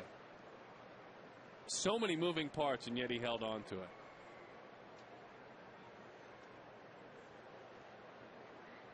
Maybe he had a little pine tar in that glove. But no, that's a great play. Well, I would hope so. Let's see where Hudson is. He is at 97 pitches. Still throwing easy, effortlessly, not struggling whatsoever.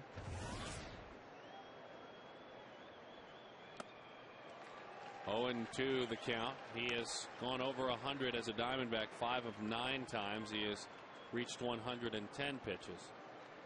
And the one thing he has done as a Diamondback in all 9 of his starts is that, or I should say all 6 of his starts, he has thrown 7 or more innings in every start. One of the things that you like about him, which will enable him to go deep into games and be a guy that's going to go 7, 8, 9 innings even on occasion, is his mechanics. He uses his lower body so well. And what I mean by that, you take a look at his back leg, his right leg. And as hitters load up, I mean, so do pitchers. And he's going to get on the back leg. He's going to create a lever. And you're going to see a drop, a bend in it, and him able to drive on that back leg. We'll do it again. 2-2 the count.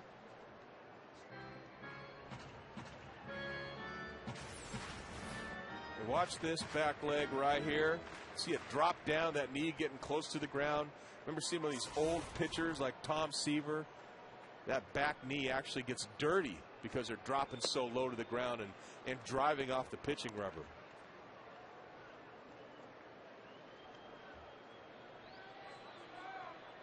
Focusing on the back knee. Watch this thing. It's going to drive down. Drop. See the leverage he gets right there. That leverage.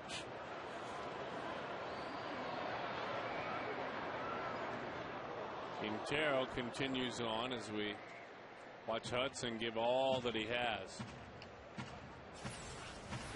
That back leg. He's up. Look at the power he's generating there. And then the thrust that he gets as he pushes off that. That's using your lower body. That's not throwing with your arm. And that's enables him to be able to repeat his mechanics so he can repeat his pitches and throw the ball where he wants to throw it. To the right side, Parra ranges to the line. He's got the baseball with a little bit of a slide in the end. A 9-pitch at bat. Gerardo Parra, a fine play to end things. Ended up taking a bite out of the turf, and Chris Young, an even better play. Over his shoulder in the heel of the glove.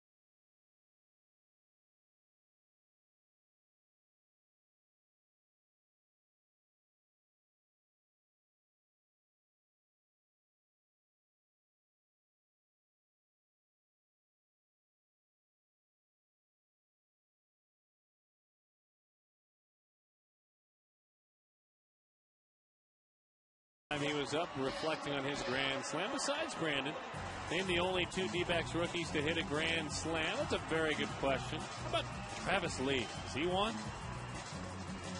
No, Kareem Garcia and Chris Snyder, or Snidepiece, as his teammates like to call him. That's a very, very good question. His teammates in Pittsburgh call him that now. Look forward to seeing him.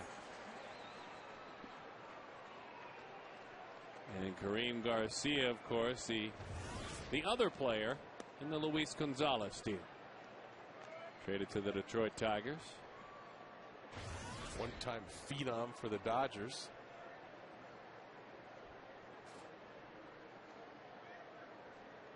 We've got ourselves a fabulous ball game here tonight. Change up. Boy, he's only thrown 3 or 4 of those, and it's a perfect time to throw at 0-2. Got a couple Warriors on the mound tonight. They've both been pitching outstanding baseball. They're both used to going deep into baseball games. There is action in the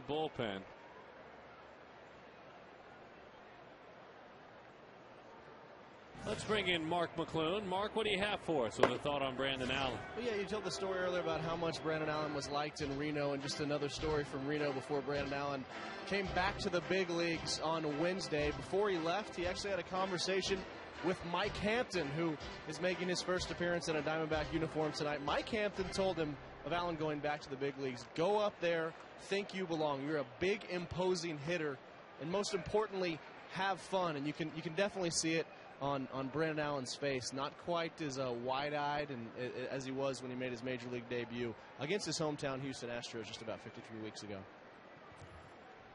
The 1-2 into center field. Allen is erased. I love that. Just about 53 weeks ago. I like that as well. I like that. By the way, we've been asking you to log on. Join us on FoxSportsArizona.com or on the FSAZ Facebook page, Twitter page. Fox Sports Arizona Online. The weigh-in. Kirk Gibson. Yes, because he's Kirk Gibson. Enough said. The question was about the interim tag. Should it be removed? When and why? And that was a pretty good answer, because we're winning more. The end. Oh, and his stash. Well, that he used to have. So far the weigh-ins tonight, well, not very big league. 2-0 the count.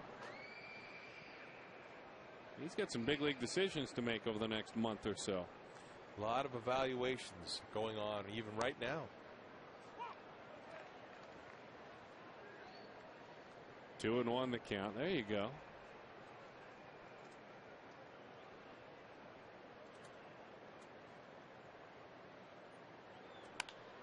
That one is lined in the right center field. It is down for a base hit. Abreu is on. By the way, speaking of FoxSportsArizona.com, we just got an email, and we have been pronouncing and adding an R as almost literally pronouncing the middle name of Daniel Hudson. And we got to set the record straight. Daniel's middle name is Claiborne, like Claiborne. My middle name and Daniel's grandfather's as well. Also, he was born in Lynchburg but raised in Virginia Beach. Mr. Sam Hudson sent us that email. Mr. Hudson, thank you very much. We are very proud to cover your young son as he has exploded onto the scene here. There's a couple of times we've heard from Mr. Hudson. And if it's a family name especially, we want to get that right. Got to get it right. And he said he's got his pitching right. I know that. He certainly does. I love that. That's true interactive world right there. Not because of his stash, enough said. 1-0 the count. I need more out of you folks. Because of his stash, enough said. The 1-0. A little number. Charging. Just in time to get him. Runner moves up. And that'll do it for Daniel Hudson as Ryan Church comes off the bench. Church with a chance to drive in some runs. You've sporadically given us throughout the evening your thoughts. Now that it's over, your thoughts on what you saw from Mr. Hudson. Another outstanding job. I think he's got the ability to be able to turn it up a notch when he has to. His command is excellent. His focus is awesome. Only one walk, 6 punch outs again. There's not much not to like about Daniel Hudson. We got a note, by the way, just a straight email from Kathleen Rosen in Phoenix. She says a big yes, capital Y-E-S, for Gibby becoming full-time manager. The key here is respect, she said. He has it from the players. He gives it to his players. And most importantly, he has it for the game as Church takes inside. Everyone in that dugout walks a little bit taller, works a little bit harder, and there appears to be more life. I love that he makes his players accountable. D-backs baseball is a lot more fun with Gibby at the helm. Now that is a thought. That one is low. 2-0 the count because of his mustache. Kathleen, now that's what we're talking about. Yo! Fired up. Pretty good, isn't it? And he somehow becomes a better manager when the bullpen starts pitching a little bit better. Absolutely. That hit him. That just got a peach of Church. And so he reaches. But that's thoughtful. We don't have to even agree with what she's saying, but that's a thoughtful note right there. Let's see. Slider coming inside. Yep, just nicks the top of his knee. Gives him a little ow and trots on down to first. Now it's a time for a big hit here. Stephen Drew, you ready? Ready for a big hit? Fourth time up against the same pitcher. This is where the odds swing to the hitter. And you knew that as a pitcher then? Always making an adjustment. I always seem like the fourth time up, boy, this is the measure of a pitcher. If you can always navigate yourself the fourth time through an order. Seen a lot of pitches already and knows what he throws. It's just a matter of getting that pitch and delivering. We talk about guys pushing one another. They're in a lighter moment now because there's no better feeling than when you've done your job and done it effectively as a pitcher and you can catch your breath. What's that feeling feel like? Job well done. You're kind of decompressing a bit, aren't you? Oh yeah, you are. You know, you're so hyped up. You're so focused and your concentration level is so high at the start of a baseball game. You know, whether it's going to be the fear of failure, no matter what it is, you're going to go out there and everything is heightened. Now when all of a sudden the ball's taken away from you, it's taken out of your hand as Drew walks, then all of a sudden now it's like, okay, now I can relax a little bit, reflect, and root my teammates on. I love the fact that he's sitting there with his two fellow pitchers going over the game. Well, the word is, too, behind the scenes that these two and the man who pitched tonight are all pushing one another right now in a very healthy way. That means in their batting practice times before games. That means in their starts, certainly, when they pull for one another. But that means way in the back in the weight room when they're putting in their workouts. The workouts for Kennedy and Enright and Hudson are becoming legendary now, and they're starting to be talked about because they're pushing one another. And mind you, folks, in baseball, we're not talking about bench pressing 300 pounds. That's not what we mean. But the way these guys are getting after it, because all of them late in the year are strong, and for all of them, this is the first time they pitched this deep in the year. Yeah, they're going through new experiences right now. You start getting yourself into uncharted water, and this is all part about becoming a Major League Baseball player. You're going to have an extra month to pitch.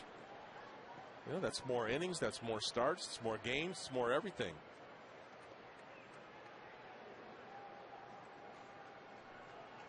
Bases loaded. Over the inside corner.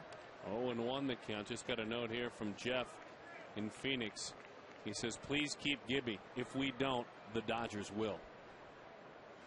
Well, that's another thing that, you know, that it's strange that you say that. You know, the interim manager thing, and yeah, you know, this is going towards the Diamondbacks, but there might be other openings at the end of the season too. And I'm sure that Kirk Gibson would love to have the job here with the Arizona Diamondbacks, but there might be other options that possibly open up for him. The 0-2. Chops it. Over to his left, making the play, quick throw. I'm right there on top of the bag to dig it out as well. It's lucky he didn't get plowed. Diamondbacks come up empty, though. There's those three pushing one another.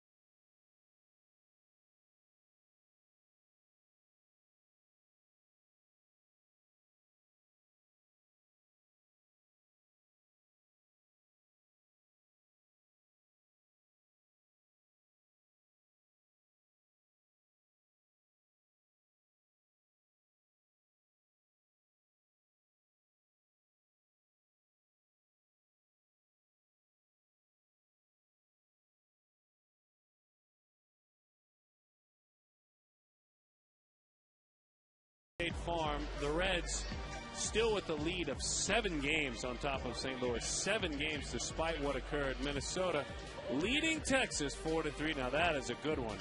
And Florida 6, Atlanta 1. Right now, Atlanta a 1-game lead on top of the Philadelphia Phillies. A 1-game lead. They shut out Milwaukee 1-0. Oh, it's getting interesting. It's getting fun. Good pennant races, the wild card. There's all kinds of things going on now.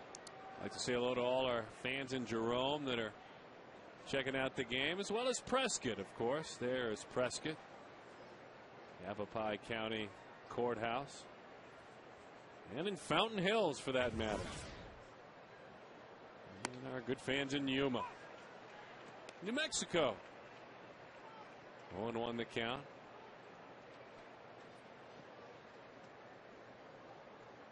Ryan Bogusevic with a breaking ball, and he's belted into right center field, up and over the wall, and Bogusevic, as those folks jump into the water. And the Make-A-Wish folks enjoying some fun out there. Well, we've been talking about the bullpen this whole year, and one of the big key measures to measure the effectiveness of a bullpen really isn't earned run average, but it's first batter efficiency and inherited runners. And first batter efficiency has been a sore spot for the bullpen. Coming in, not getting that first guy out, but giving up a base hit. In this case, a double. Only 57%. And that puts you back to the wall right out of the gate. Since August 10th, he has gone 10 1/3 and given up just 1 earned run. 4 for 34 previous of that. 118 opponent's batting average against since August the 10th.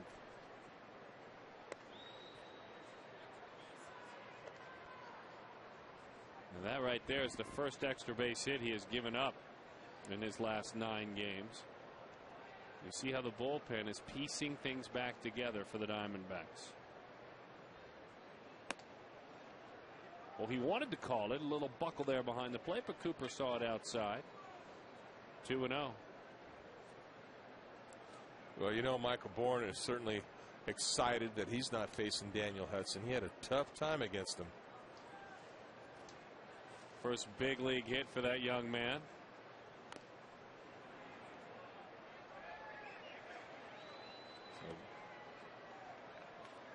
So Bogusevic has a memory forever. The baseball tossed in.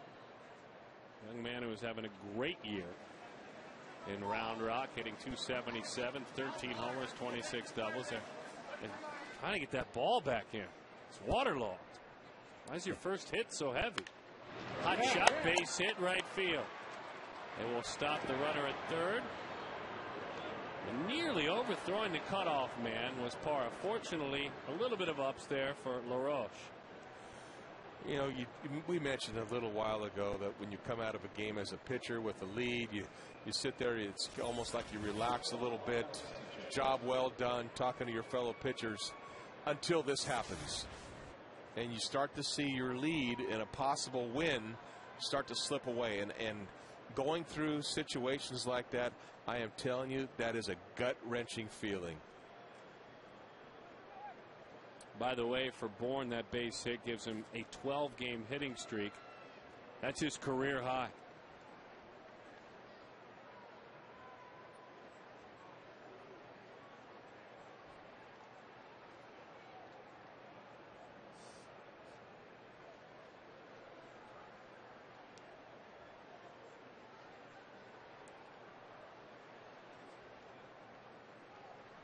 Astros with 2 runs, 9 hits, and no errors. They've stranded 6. 3 runs, 7 hits, and no errors for the Diamondbacks. They've stranded 8. Negotiating for that baseball. We'll get you another ball. Oh, absolutely. And that young man gets to, yep, you get to come play for the Astros. In your swimsuit, ground ball to the bag. Nice play, but we're tied. And so Hudson cannot win this ball game. A very solid play by Stephen Drew. With that double, young man getting his first big league hit. Comes on around to score a huge run, his first big league run. Yeah, very unfortunate for Daniel Hudson because he pitched so well and got a no decision now. But a great play by Stephen Drew. Catches that ball, sidestep, and then throws the ball over to first base to complete the double play. So now this game becomes a battle of the bullpen. Sinking fastball grabs the inside corner.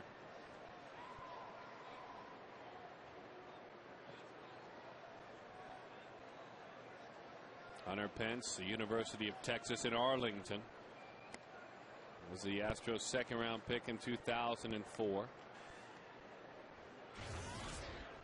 Not too many guys choke up on the bats anymore. But Hunter Pence is one of those guys that did. Barry Bonds actually choked up on the bat. Watch his hands. Look how much he's choking up on the bat there. Just wears one batting glove. That's almost what you'll see out on the golf course. And he's way choked up. Also, you don't see what's kind of an old school look to that athletic tape on the bat handle. Guys hardly ever use that anymore. That pitch is up and in, 2-2. Looks like he's becoming a little bit of a throwback of a player. Always has been. You know, he's goes about it in his own manner. His brother Howie pitched in the Padres organization for 3 years, and he has meant the world to Hunter. That's kind of his mentor in the game. That time, though, he is blown away. Time to stand up and stretch him out. It's time for our Valley Hyundai dealer 7th inning stretch. Your dollars were tied at 3.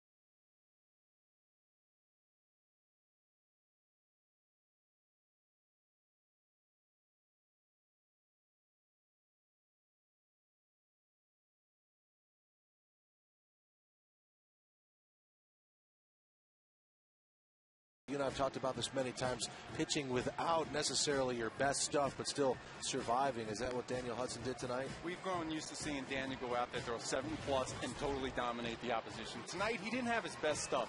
He got into some trouble, but he was able to bear down and limit the Astros to two runs through 6. That, as long as you're leaving the game with the win, is quality in my book. We'll talk more about that in the postgame show, guys. Right now, we'll send it back to you. And by the way, Joe doesn't know anything about Tom, but you were referring to like letting a lead get away late in his illustrious Major League career. Boy, one of the toughest things to swallow, whether you're the reliever or the starter, it doesn't matter. The pain is right there because either gentleman has a responsibility. And Fernando Abad goes to work. Yeah, well, it's one of those things where, you know, it's being professional, whether you're a reliever or a starter. Wow! Keppinger on the huge shift was essentially, if you play softball or follow the sport, playing rover. I haven't heard that in a long time. Rover. I mean, look where he is. But this is where the shift actually worked this time because he's able to go way back and play short right field. Probably hasn't made too many plays that deep playing second base before, but that goes in the book as a line drive to the second baseman. And there to make the play is Jeff Keppinger. So now Mark Reynolds. The Astros bullpen last couple of weeks, their last 10 games, 31 innings pitched, 2 runs allowed. 2. A 0.58 ERA. The left-hander fires it in there. 0-1 the count to Reynolds. Mark popped up to first, line to right, and flew out to right field as well. Tied at 3. Fastball low.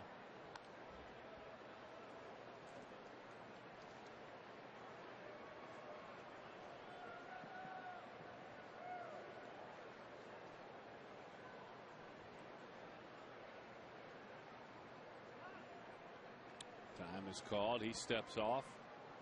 Miguel Montero waits on deck.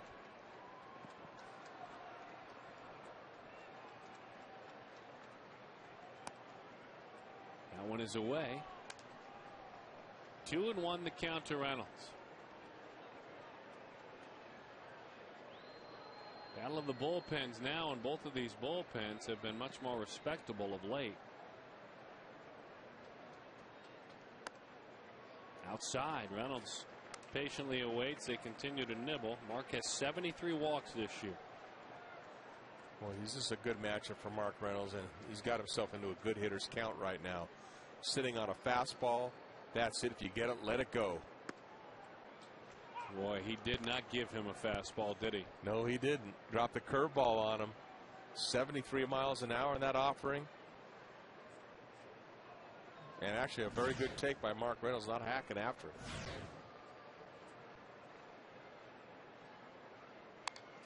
Reynolds right back to the screen. Fox Sports Arizona and Luis Gonzalez have teamed up to support Going Gonzo for Kids.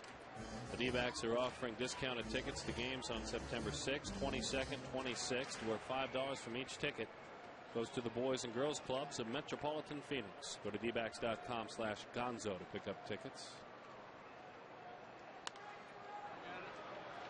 And that's a good thing. And as Reynolds hanging around is a good thing as well. The Astros, since the All-Star break, is when they have done some of their best work. 26-18 since the break, a .591 winning percentage. They've pitched a run better ERA-wise. Reynolds takes a high breaking ball. That is ball 4, so he walks for the 74th time this year.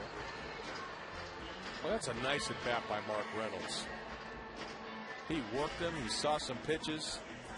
He got a pitch or two that he put a pretty good swing on, fouled it off, and then won the at bat by drawing the walk and getting on first base. It's a nice quality at bat.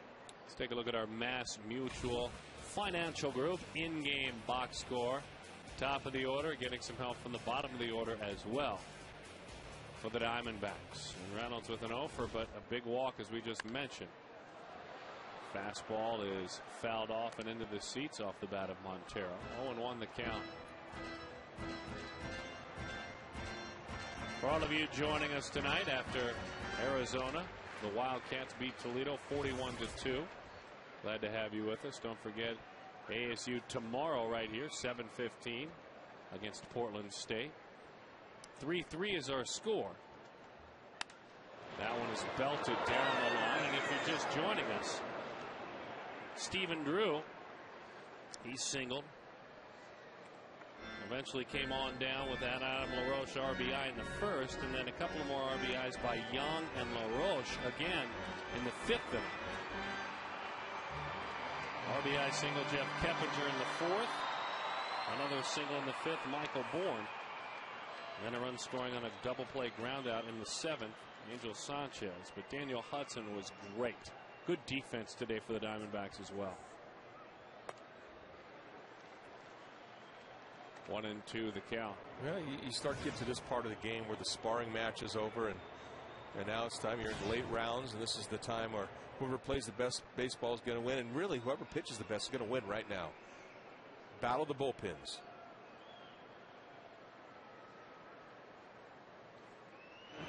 Drives him back to the bag. Reynolds goes back standing up.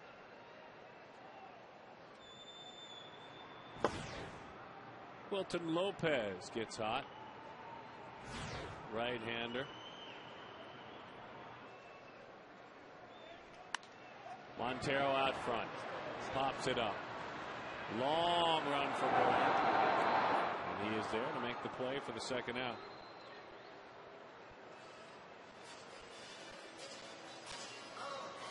So now, instead of Allen lefty on lefty, the move is Rusty Ryle.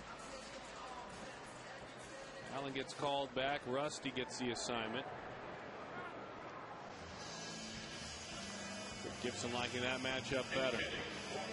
Yeah, also you get to September baseball when you have all the call-ups and the manager has much more flexibility, a lot more options to choose from, matchups to see. We'll see Brad Mills going out. A-Bat is done. Call to the bullpen will reset the situation with Lopez coming on. 3-3 is our score.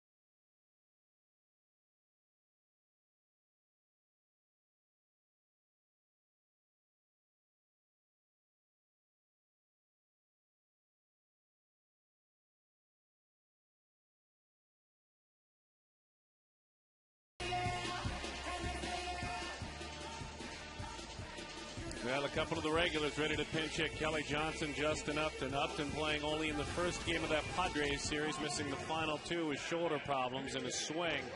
But he proved himself worthy. And Kirk Gibson wanted to see this. Had him out there early for batting practice, also running. So Justin ready to go. Tweaking that shoulder, swinging the left shoulder. And Upton is fine and ready to pinch hit. And Lopez takes the ball. Kelly Johnson. He gets the assignment. That one gets by. Goes to the backstop. Reynolds moves up. Now a two-out single. Will make all the difference in the world. Well, that looked like a cross-up to me all the way. Kelly Johnson comes in. You get a new pitcher coming in. The ball hits the bottom part of his glove. A little late getting over there. And that's a break for the Diamondbacks. Reynolds over in scoring position. Rookie Wilton Lopez fires over the inside with an off speed. 1-1 the count. 2 runs allowed in his last 22 times to the mound. And in that, it's 22 2/3 inning, an ERA of 0.79. But that's not his runner out there. Change of pace outside. 2-1 the count to Kelly. Kelly a night off in a sense. Now gets an assignment. Is hitless in his last 18. Last 18 at bats. Bounced. Fair ball. A dive. Can he come up with it in time? Great play by the combination of Wallace and then firing it on over to Lopez. Taking an RBI away from hard hitting Kelly Johnson.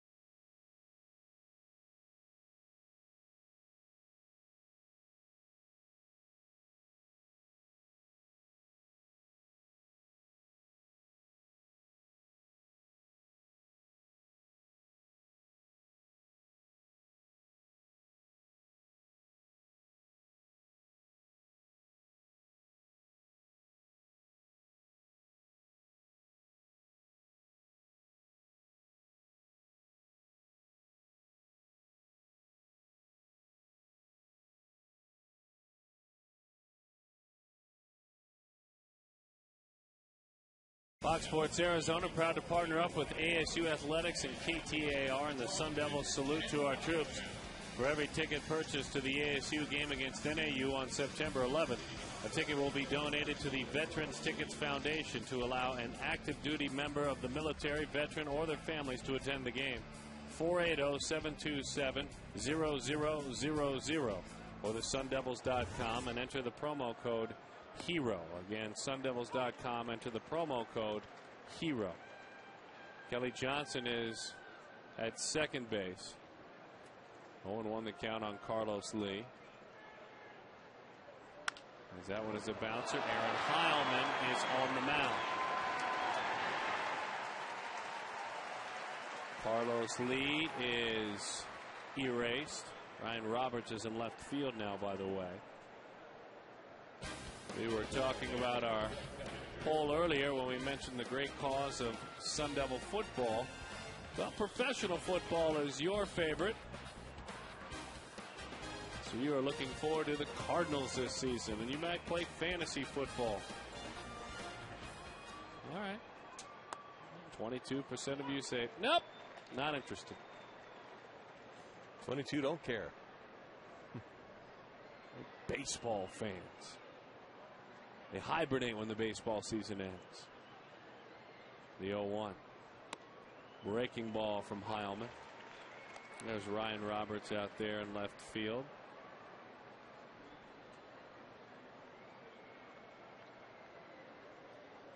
And there's Kelly Johnson.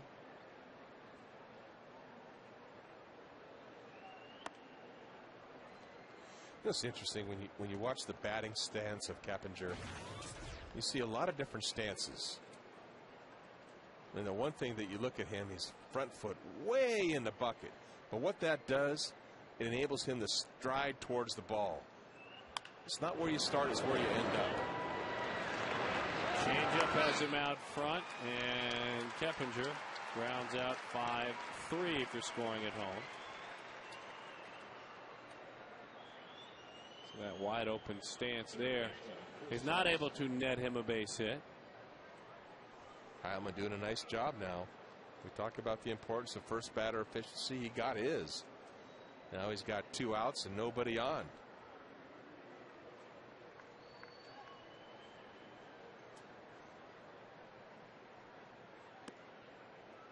Slider over the top of it. 1-0 the count.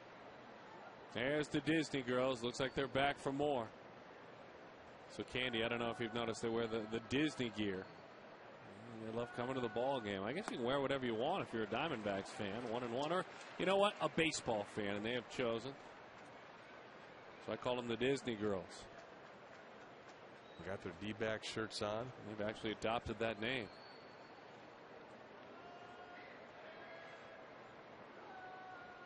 The 1-1. Over the top, 1-2 the count. Heilman with the excellent changeup, pulled the string on him there, got him out in front.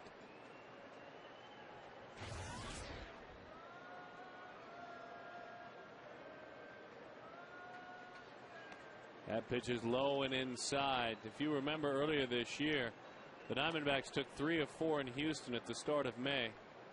That dropped them to a record of 9-19 at the time. They are 26-18 since the break. Only the Reds and the Phillies are better than the Houston Astros. It's a .591 clip. ERA much better. Offense much better. Base hit Chris Johnson, and guys like Johnson getting a chance. Opportunities knock. Berkman gone. Off to the Yankees. Some new faces, new places here, and the Astros are, looks like as a team from afar, they're starting to come together and play better baseball.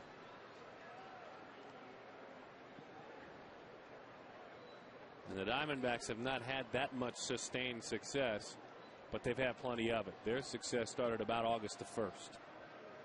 Been the entire second half for Houston. Both franchises happy with where they're going as Wallace takes in.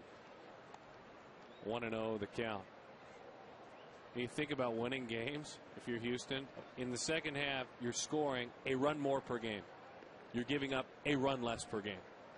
That's how you win. I mean, It all changes on a dime. It's a 2-run swing like that over the inside. Good pitch, 1-1. Well, that makes for winning baseball, and usually it starts with the pitching. Once the pitching can keep the opposition down, the hitters know that they don't have to go out and score 6 and 7 runs to be able to win baseball games. 1-2 the count on Wallace. That ERA in the second half of 3.41, second best in the National League to only the Atlanta Braves. For Houston.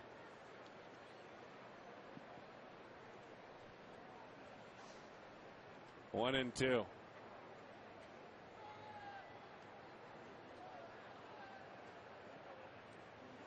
Heilman to the former Sun Devil, and it's up and away. 2-2 the count.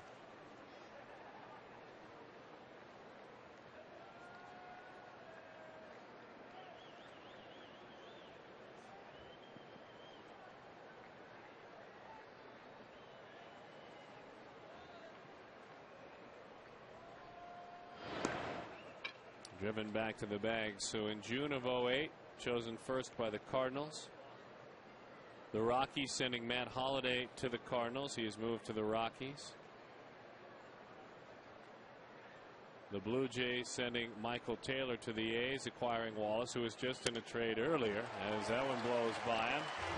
Then to the Astros from Toronto. A lot of moving, unable to move the runners there. The man out of ASU.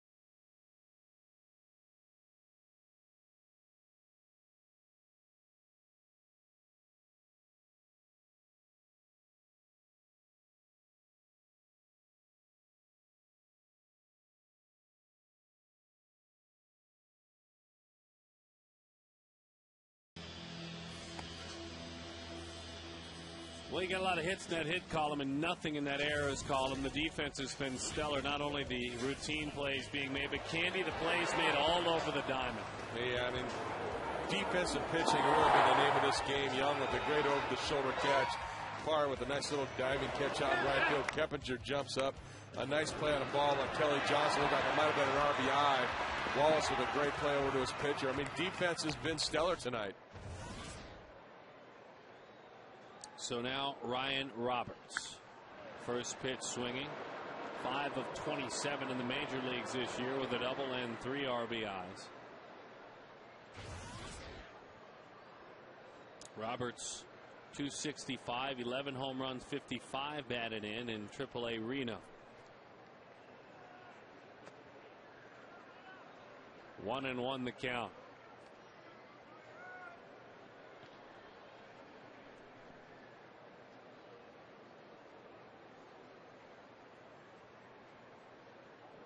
The 1-1. 1-2 the count. This is a big bat. Has always had an aggressive swing. Made the most of his opportunity last year, did Ryan Roberts. And was there certainly when the club needed him most. injuries and struggling starters, and he seized the day. 27 at bats this year. Still on the interstate. Gotta get off that interstate. Big gap out in left center field right now. You like hitting that ball to right center, but ow, it's a nice gap out there. Outside. 2-2 the count. Last year in 110 games he hit .279. On base of .367. And with 7 home runs and 17 doubles. In the big leagues. To right field, well struck. Pence spins a couple of times. It's over his head, off the wall. Roberts going the other way, aggressively hustling. Drives it to right field. Ryan Roberts with a leadoff double. Well, he said he likes going the opposite way. That's the way the Astros were playing, Ryan. And sure enough, he got one delivered on it. Helicopter follow through and drills this ball over Pence's head, short hops the wall. He has a little trouble picking this ball up. A lot of spin on that ball, and he finally corrals it, and Roberts in with that leadoff double.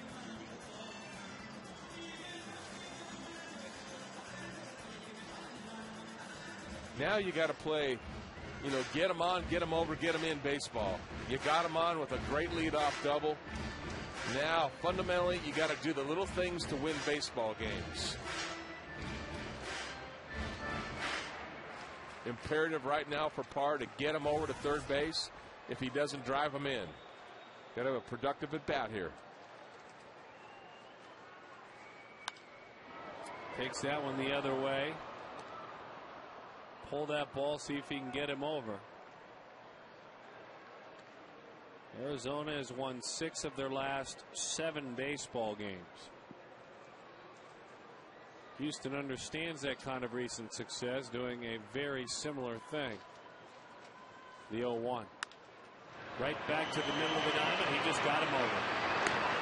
He did his job. Nice job by Parra. Roberts, a good read. It's tough in a situation like that for a base runner because that ball's got to get past the pitcher, and it comes by the pitcher. You're not sure, but he read it perfectly.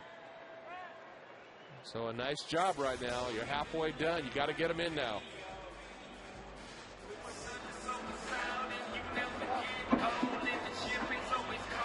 So high fives all around from Parra, and Augie Ojeda now gets a chance.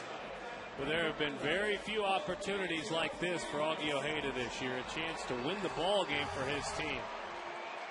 What would be the go-ahead and eventual game-winning RBI if they can hold on. Infield in. Augie hitting .203 on base of .263. Has appeared in just 51 games this year, the veteran. That infield in, just that base hit up the middle now. High fly ball into left center field. Bourne makes the play. The throw off the mark, and Augie gets it done.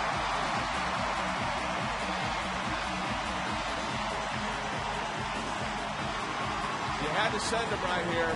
Unquestionable call, but with one out, you got to take that chance. Ojeda didn't hit real deep.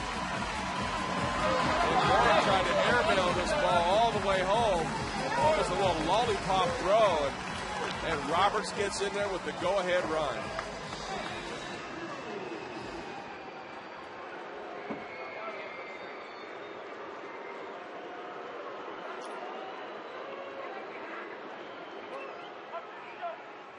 So now Stephen Drew, Mills comes out. He will make a call to the bullpen. He might not get another chance like this one again this year. And yes, it was just a fly ball, but a fly ball for Augie Ojeda that ended up with his teammates gathered around and high-fiving. And a chance he hasn't gotten all year long. It was a chance set up by Ryan Roberts. Good for him. Absolutely. Get him on, get him over, get him in. And that's exactly what occurred. Roberts, Ojeda get together. Parra in the middle of it.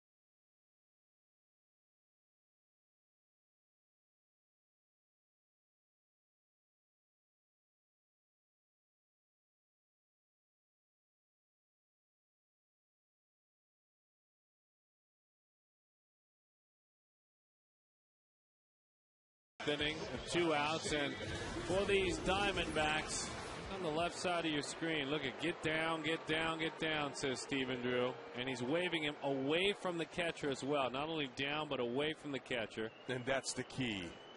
And there's the reaction. You bet. Got it done, Augie. Good job. That one is outside. 1-0 the count. And of course, he did his job as well. That'll get lost. Just a ground out. Gave up himself and his batting average to move that runner to third. And that's all part of being able to score a run. Unselfish baseball. Well, you better be unselfish if you want to play for him. That's right. Or you won't play. I mean, he's made it clear he has stayed consistent with that message. Team baseball, team victories. Hey, big numbers are important, and you don't win without guys having superstar years. But not every superstar has a superstar night. Tim Burdack takes the ball.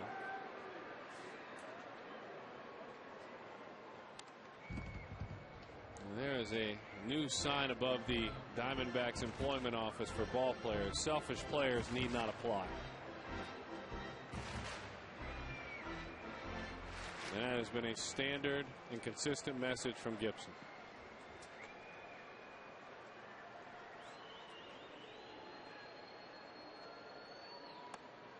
Drew goes down on strikes. The lefty gets him, but grinding it out. A little bit of little ball for Gibby. Roberts with a double, a ground out and a fly out, trying to lock it down.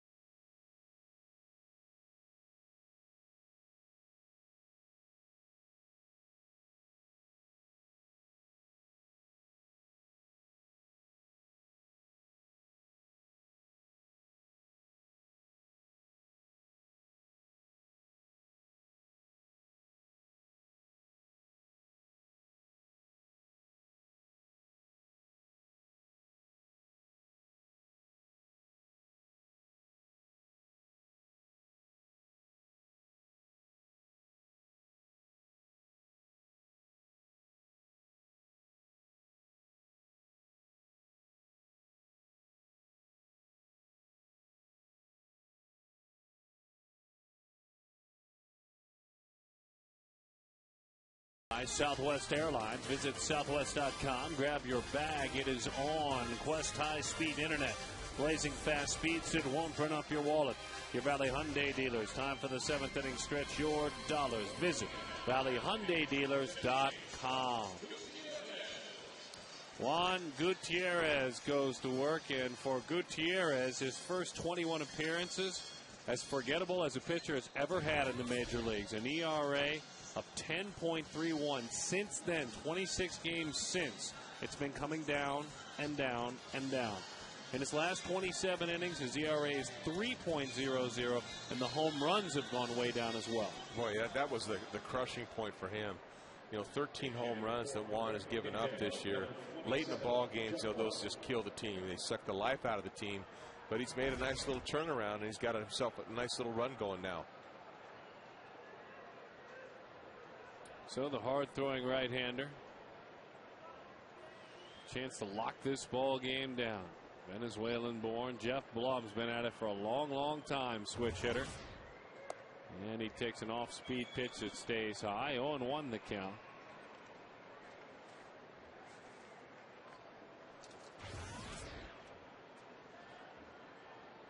Veteran plays off the bench now. Fastball just flat out beat him. Is there room for Reynolds heading over? You bet there's room. 2 outs to victory for the Diamondbacks. First batter efficiency is so key for a relief pitcher coming in the game. And Gutierrez wins that battle against Blum, gets an easy little pop-up. A nice play by Reynolds, going over, finding where foul territory is, and then hauling that ball in.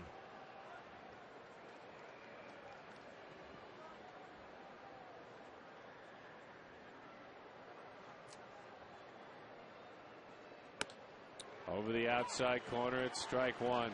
Juiced that one up there at 97.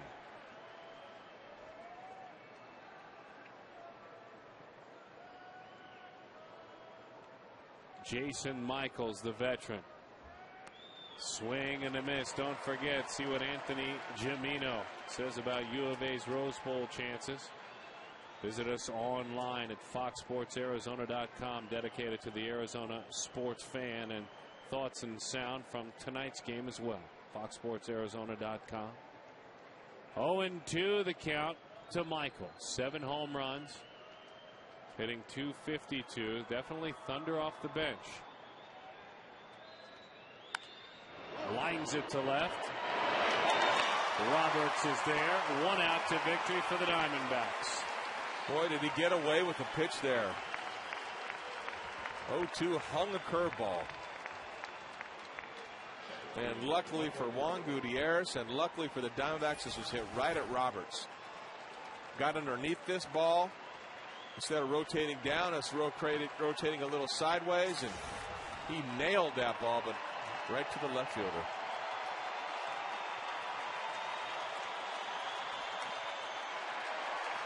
Chopped foul. Michael Bourne. Crowd comes out of their seats. Arizona looking to improve to 18-13 since August 1st. And looking to pick up their 7th win in their last 8 games. Remember, Houston's won 9 of 11 as well.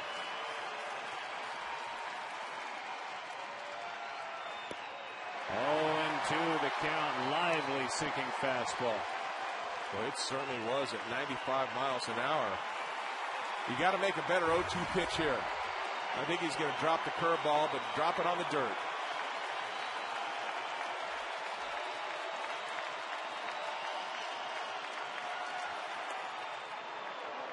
Good 0-2 pitch. Good hard 96 miles an hour and down.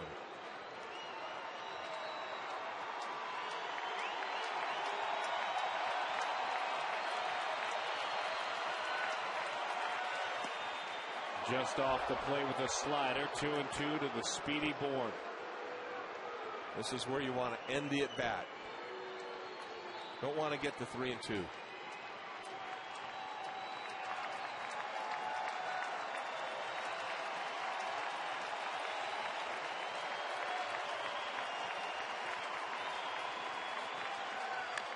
A little chopper. Bourne will head back and do it again as it rolls foul.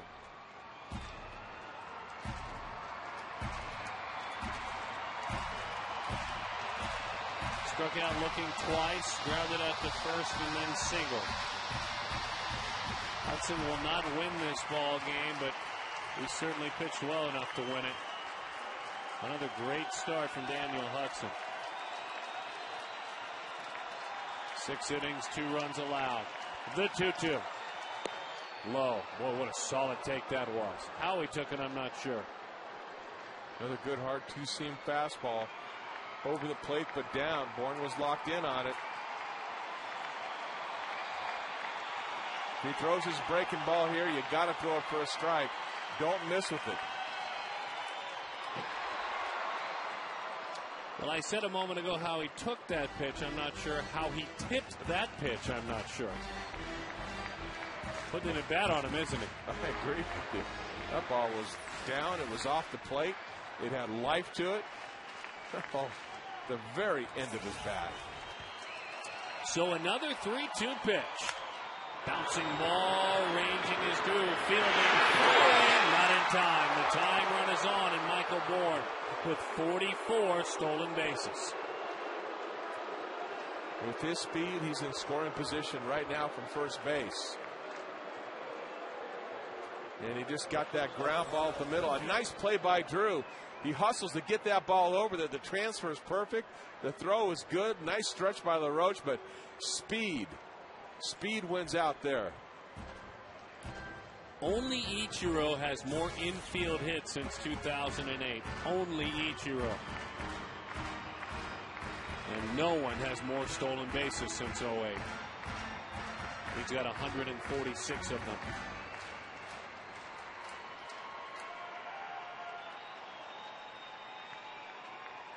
There's where Goody's got to vary his move a little bit. Hold the ball.